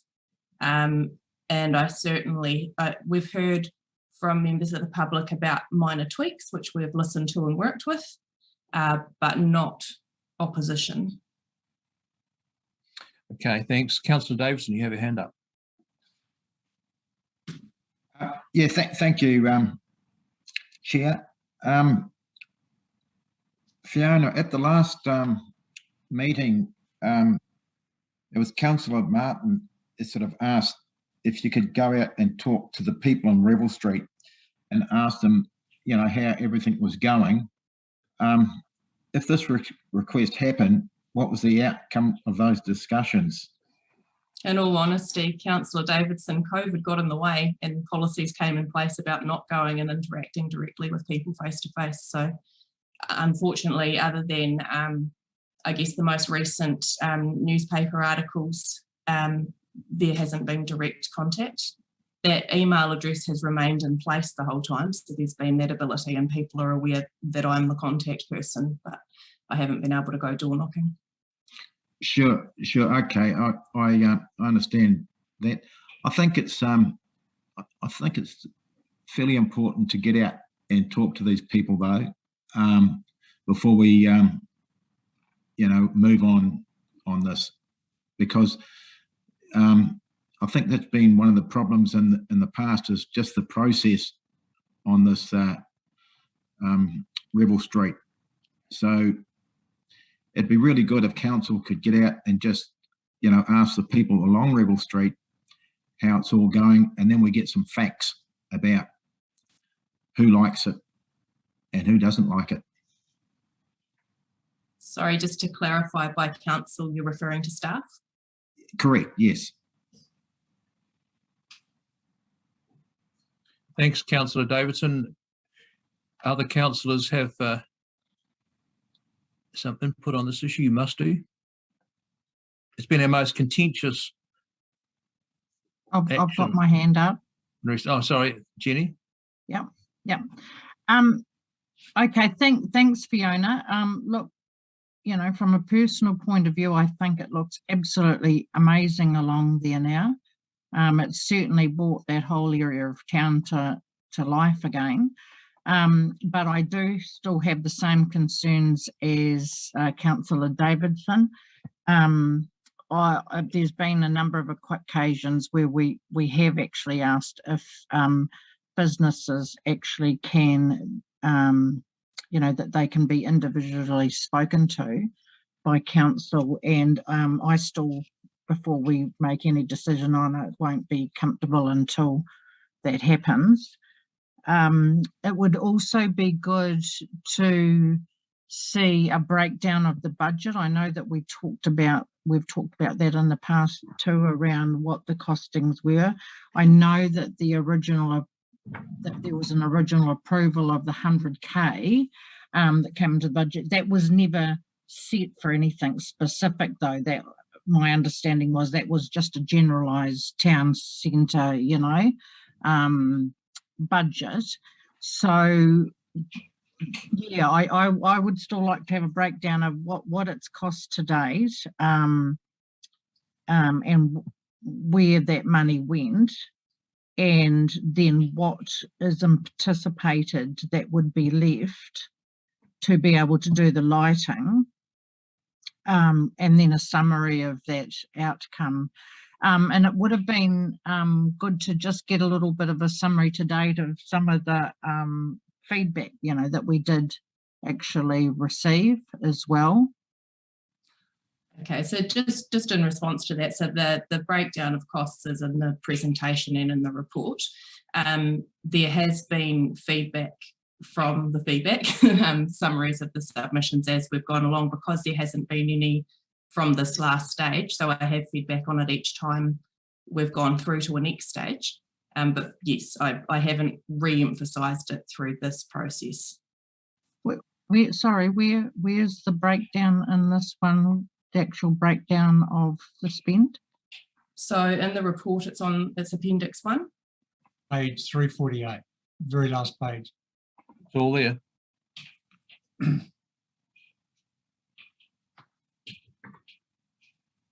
So it's broken down by year and by stage and by activity.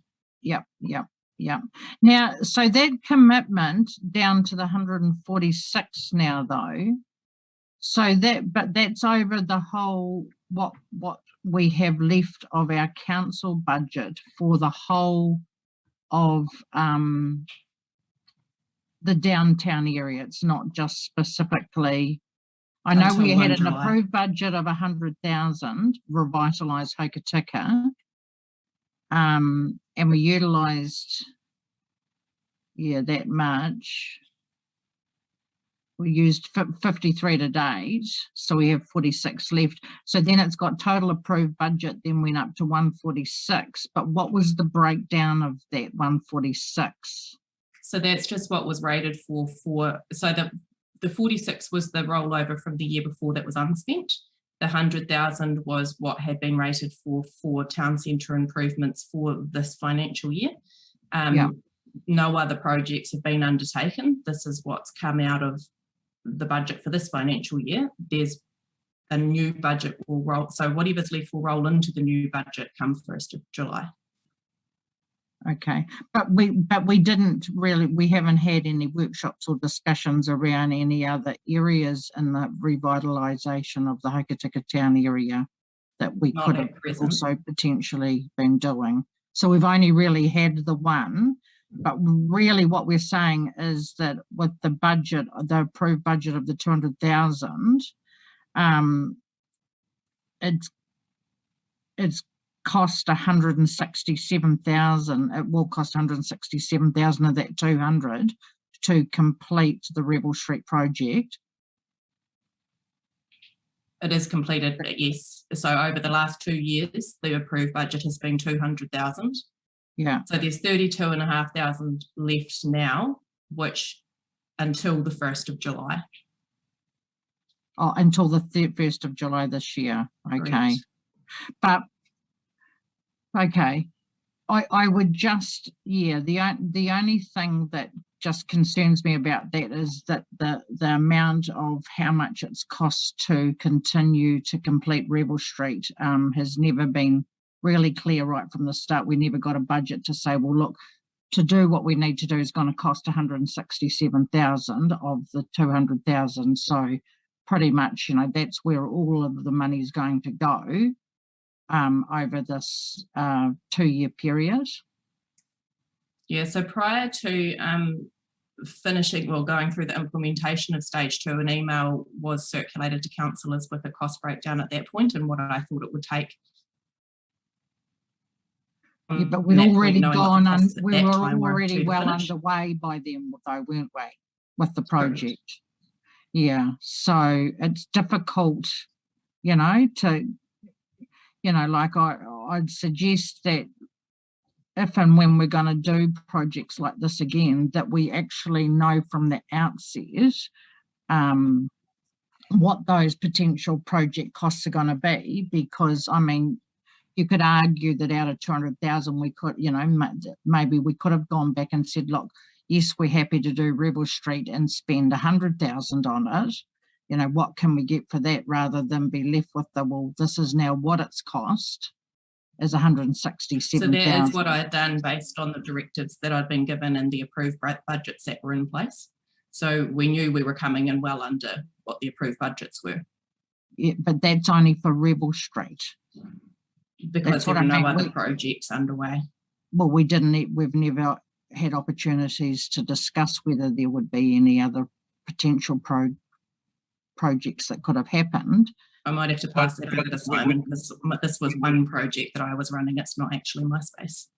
We just need to keep this limited to discussions about this project. Jenny, can we just move on? I am, Chair. I'm keeping it specific to this, but it just concerns me, that the project, because we haven't had the full information and a estimate of costs right from the start, and then it's ballooned out to the 167, that for me, better practice would be that we have that picture a little bit clearer right from the very start before these projects get off the ground. Okay, point taken. Thanks, Councillor Martin. Your hand's up. Yes, thank you, Chair, and thank you for the report, Fiona. It's good to finally see in black and white the costings. So thank you for that. And I know that the paper's had a field day with them today already, and probably more to come. But I think if we think about the why, and you grounded us back in the why, it was built out of a conversation and a need from that area and the general public. What I think, and Councillor Davidson's raised it, I think what's missing, and it's unfortunate that staff requirements as a result of COVID have impacted this, but the interface with the businesses in that area is critical, and I think critical is to be seen as a stakeholder throughout this whole journey and going forward. I mean, there is generally a lot of acceptance and support for the trial and for giving things a go by most of those businesses in that area. But it's really important too that we don't lose or don't disengage with the businesses that are wanting to give us really positive feedback, and also some really critical and probably necessary feedback as well.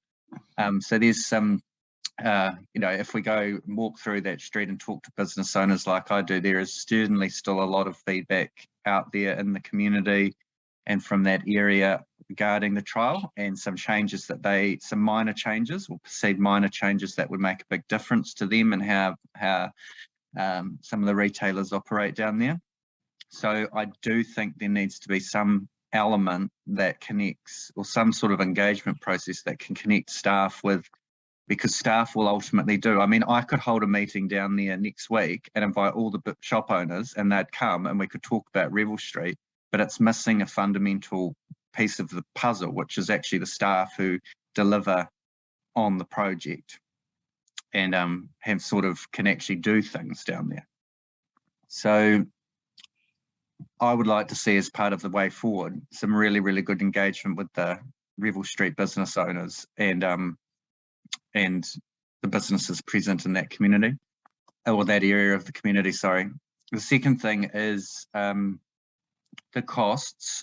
When they're presented like that, they are a lot of money, and a lot of that has been sort of or perceived to be sort of money thrown at a trial. And I think we need to get that really clear too, that some of that was already, and you've said it, but I don't think it's getting through clear enough, that actually some of those works were associated works in the long-term plan anyway, that were brought forward, that were necessary and had been planned for a number of years, and sometimes occasionally put in the too hard basket, like addressing that, the curb and channeling issues, the footpath issues in that area, making a start on some speed pacifying plans. So it was all on the pipeline. It's just been brought forward.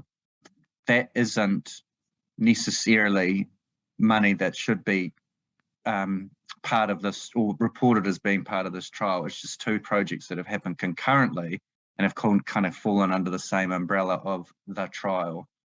I do think we made some mistakes. I think the yellow bollards, and I'm on record saying that, were a huge mistake and a significant cost that hopefully we've been able to recoup. But there were some things along the way that were good learning, I think. Then hopefully we never repeat those mistakes again. Another one I think is communication. I think with a project like this, even in terms of capital works, probably quite minor in value, but it's quite contentious and involves a lot, has an impact on a lot of people. So I think establishing really, really good governance or really, really good political connection to a project like this in the future is really important, so that the councillors can be out there with really clear information. Everyone's on message. We know what we're talking about. We've got a budget. We've got a plan, a concept. We're kind of all caught off guard a bit on this one. The other thing is looking forward. I think it's critical that those lights are installed. And I think that will actually change the dynamics of what that street can actually be useful, particularly going into winter. I know it's cold at night, but the ability to create atmosphere and ambience and to hold nighttime events in the CBD will be made possible by, I think, having that lighting infrastructure in the street. I think that's a significant piece that will change the public's perception of that street. And I would like to, as part of this conversation, understand how that's proposed to occur, or if it's even in any budget considerations at the moment. I might pause on that and just see if we can get an answer to that question, if that's all right, where the lighting work sits at the moment. That may, if Scott is on the line, may be more in his area. So again, it was a concurrent project. It wasn't under the town centre budget. It was around a lighting budget, or maybe. We're looking at lighting for Revel Street at the moment, and we're looking at where the costs lie for it, but we've not actually got it ordered. Have we got a budget for it though, Scott? We have got a budget for it, but it's not a huge budget. So, you know, we want to go to any great lengths with it. We may need to come back and look for some more money. I think we've got about $30,000 left. Yeah, just bear in mind there is some budget in the annual plan as well. I'm just picking up Jane's comment. Sorry, it's just slightly distracted me about yellow paint. I really like yellow paint. I just didn't like the yellow bollards, and I don't think they were well received. Just to clarify on that one, sorry, I noted that the conversation went back to the spend on yellow bollards. So just to clarify again, they were never intended to be paid for out of the town revitalisation budget. They were being borrowed off a project, but unfortunately the journaling and finance didn't time well. And so when I spat the report out to council, it appeared that we'd spent the money out of the budget on the bollards. That wasn't actually the case. They did belong to another project, and they've been firmly put in their place since then. Yeah, no, that's understood. I think it's really important, you know, like it's $200,000 or $167,000 can be spent on water infrastructure at, you know, at Brickfield, and no one's aware of it. It's just in a plan somewhere and it gets done. But this, the budget around this, and because it's such an obvious and visible project, I think we need to have tighter controls on in the future, and we definitely need to hook in with the councillors. And I think the opportunity to do that is actually going forward. Okay, so we're talking about these lights. Use that as an example. It's all a bit misty, a bit murky. We don't quite know how much they might cost. We're not sure if we've got them in the budget. If we do, it's maybe not the right amount. So anything like that going forward, I think we need to say, right, you know, this is a very public project. It's got a lot of, you know, opinion around it. What are we actually trying to do here, team? And if we have got, a cost estimate has been pulled together when Hamish was originally scoping out the town centre lights. So we do have an idea of what that cost is, and that budget was set to include that cost. Yeah. And we don't tend to, I'm hearing what you're saying, that we should be getting more public and more, I guess, councillor involvement in these things that are visibly obvious. I guess the way it was perceived working through was that it was an approved budget for an approved purpose, and we were working within that approval.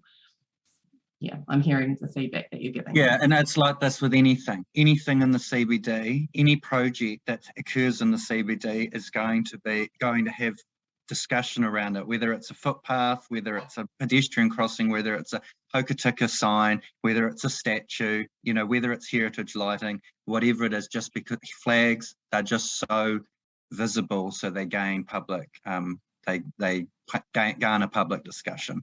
I'm just suggesting a really positive way forward could be to get a good, like similar to what's being proposed with the museum, you know, a kind of a governance group or some people that are connected to a project that can be on message and provide oversight.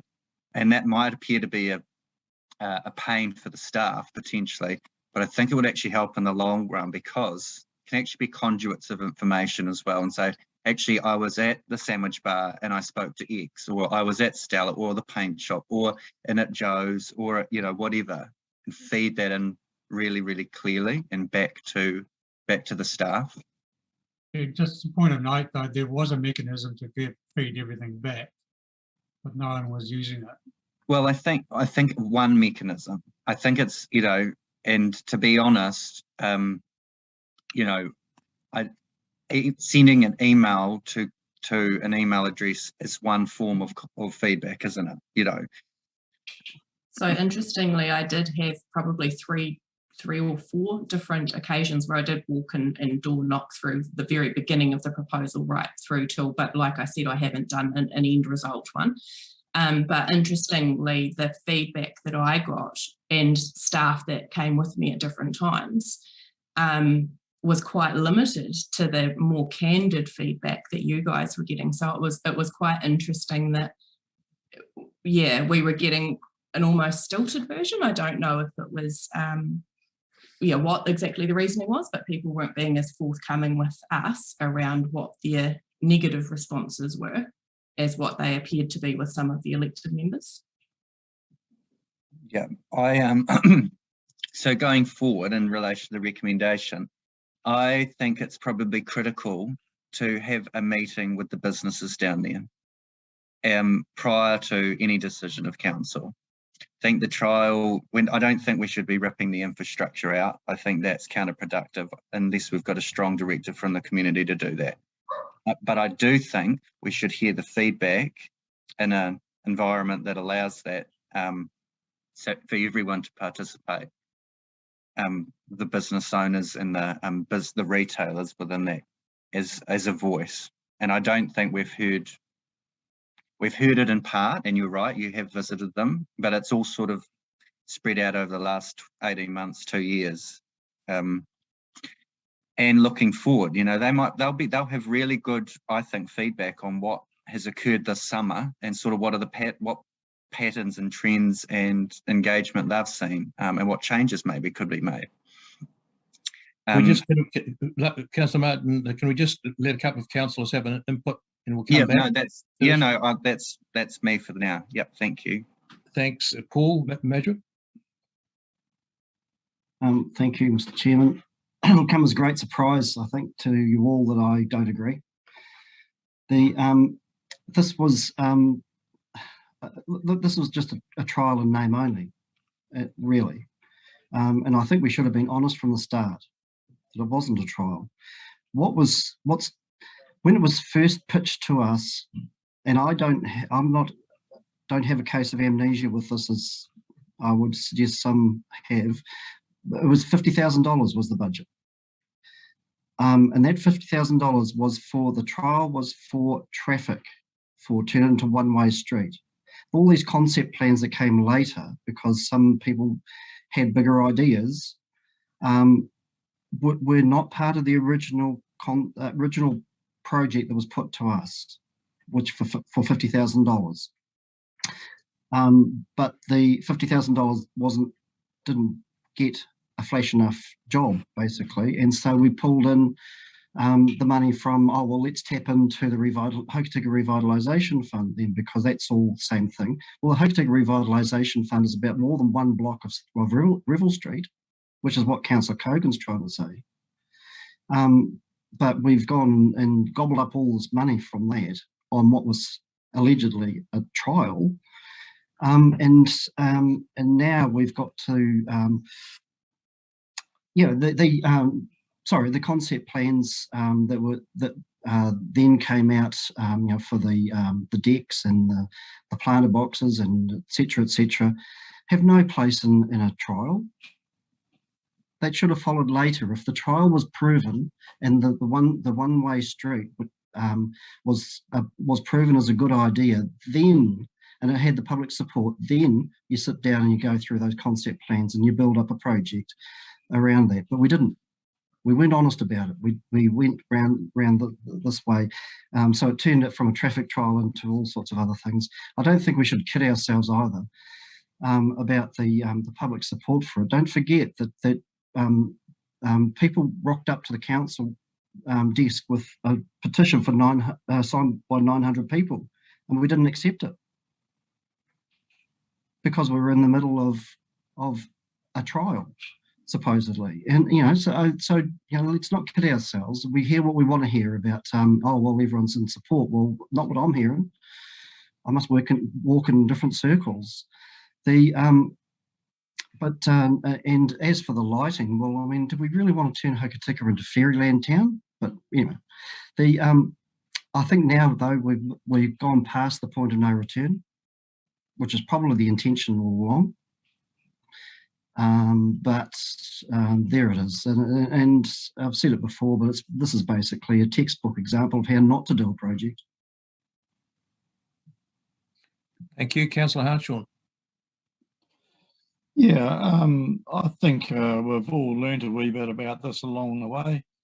I'm going to be a bit different to Paul. I think down the track, I'd like to see the lights in there, but it all comes back to those businesses in that street paying the commercial rates. Are they benefiting from this? Because if they're benefiting from it, the people are going to the shops, and it's about those people, isn't it? It's not about the people that live somewhere else in Hokitika and may go to town once a week. I'm in support of it, but I'm hearing exactly what Councillor Martin is saying about, the costs and getting their feedback for a start. But before we sign it off or put it through, but I think it's a credit to Hokitika, and I'd love to see the lights here because it will make that place a whole different place, and we'll get that atmosphere there, and those shops will do very well. So that's my thoughts. Thanks, Councillor. So we've given this a good hearing, councillors. I think we need to move on, lest we go round and round in circles. The issue is what motion do you want council to consider in relation to this now? The motion is that a special consultative procedure be undertaken to allow councillors to consider the public's feedback.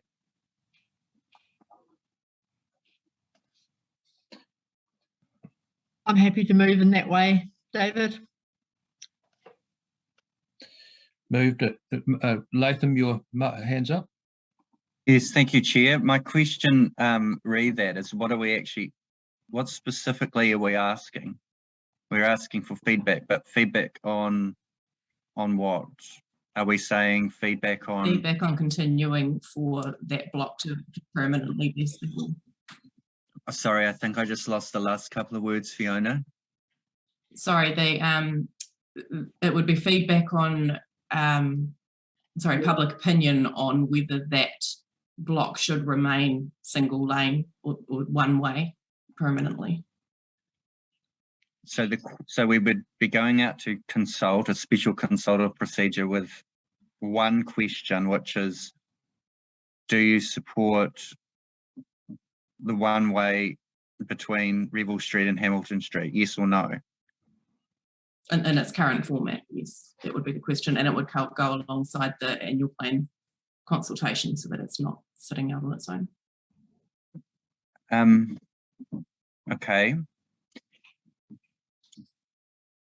The only thing there, so the timeline though on the annual plan would be May consultation, wouldn't it? May ending in for a June hearings, or? So just through the chair, would have to extend the trial by another until the end of June. Wonder if we're The alternative is to, well, I guess there's two alternatives. One is to go out for special consultative procedure beginning as soon as possible, basically, or secondly, base it on engagement as opposed to special consultative procedure. Well, what are we, so the special consultative procedure by law and by our significance and engagement policy, does a change to a road trigger a special consultative procedure under that framework? Or can we be having an engagement process? So the reason I don't believe that it requires a special consultative procedure legally. I don't think it meets a high enough threshold, but based on the level of public opinion, it may be worthwhile, or the public interest, it may be worthwhile. So I made note in the report that I don't believe it's mandatory, but that's been my proposal to allow public input.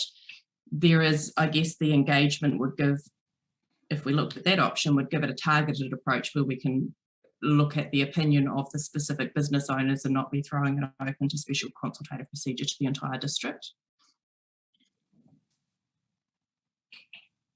Okay, the risk of just having it, well, I think the risk of asking a lot of people one question is a bit, I think it is risky. I think it would, if you're going to go out for special consultative procedure, I think you need to allow a mechanism where people can contribute more than just yes or no.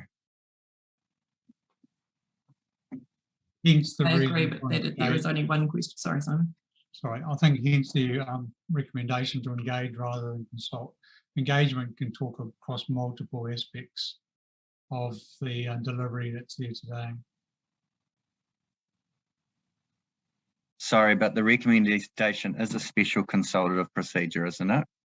Yeah, what I'm suggesting is we could change that to have a third line saying that council engage with the shop owners or on enhancements to the current, or feedback on the current layout.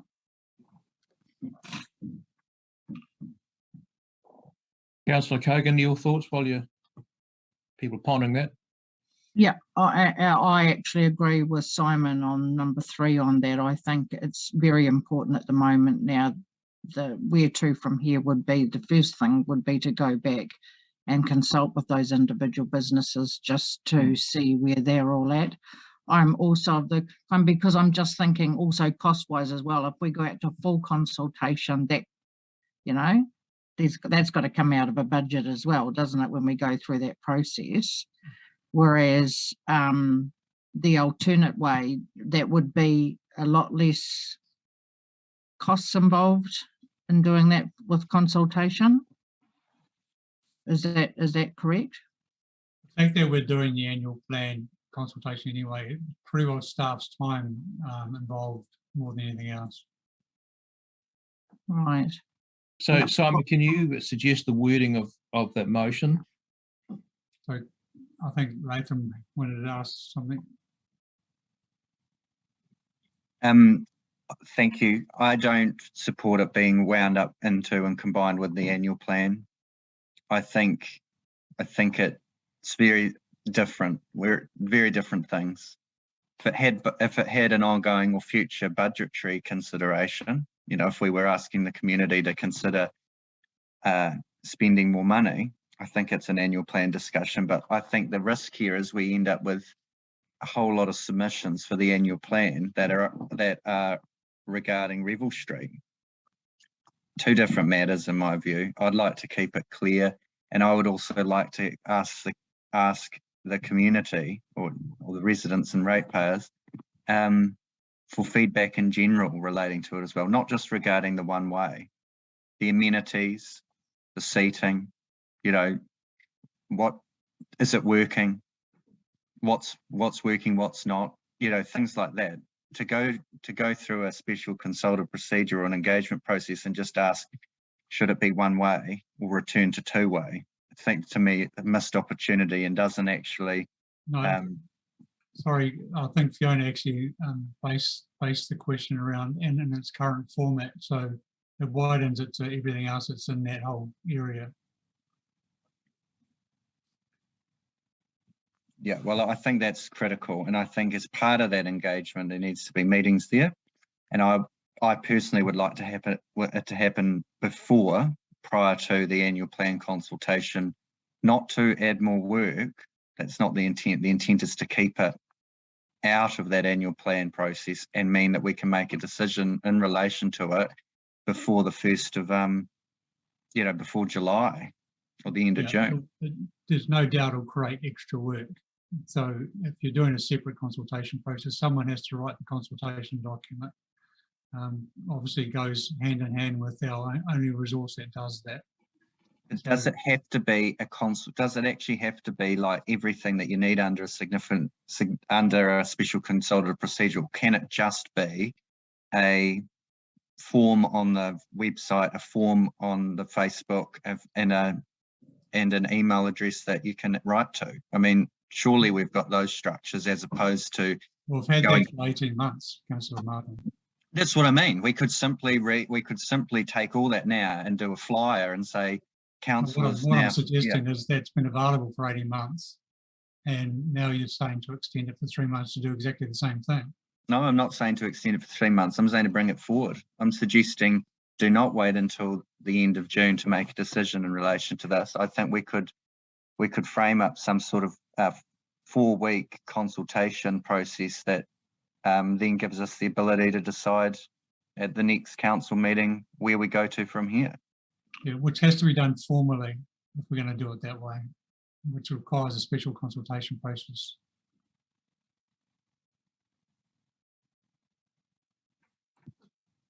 So we either go with the current recommendation, or we modify it to have a targeted engagement with the shop owners only, and then defer the decision on the trial until that has been completed. Councillor Davidson. Yep, I agree with Simon there. We consult with the shop owners on Revel Street, and then take it from there.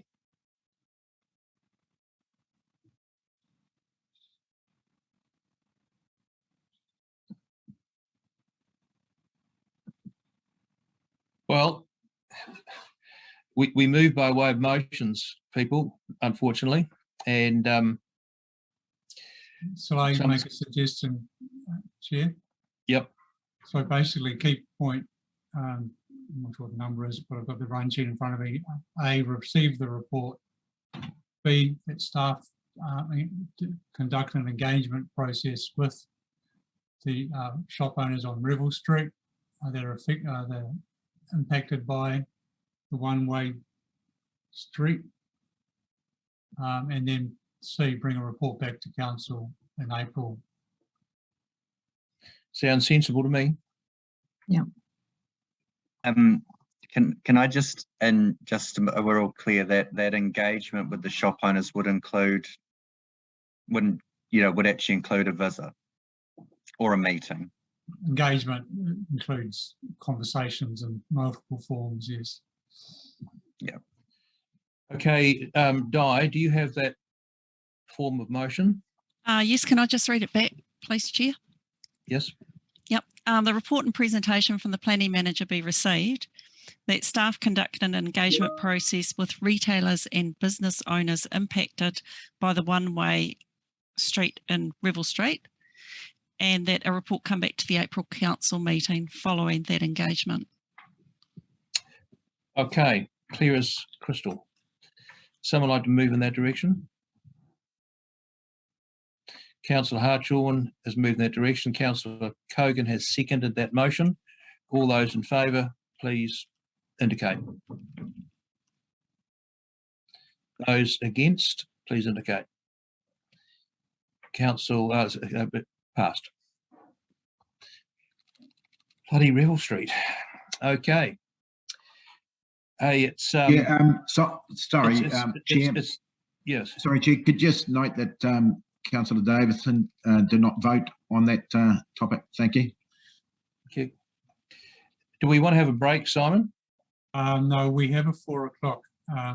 Someone arriving at 4, so we need to keep moving, I'm afraid. Okay. I think everyone appreciate getting through this. Yep. Okay, administrative resolution is the next matter. Who's dealing with that? I'll move it. Okay, and seconded, please. Councillor Hart, all those in favour, please indicate.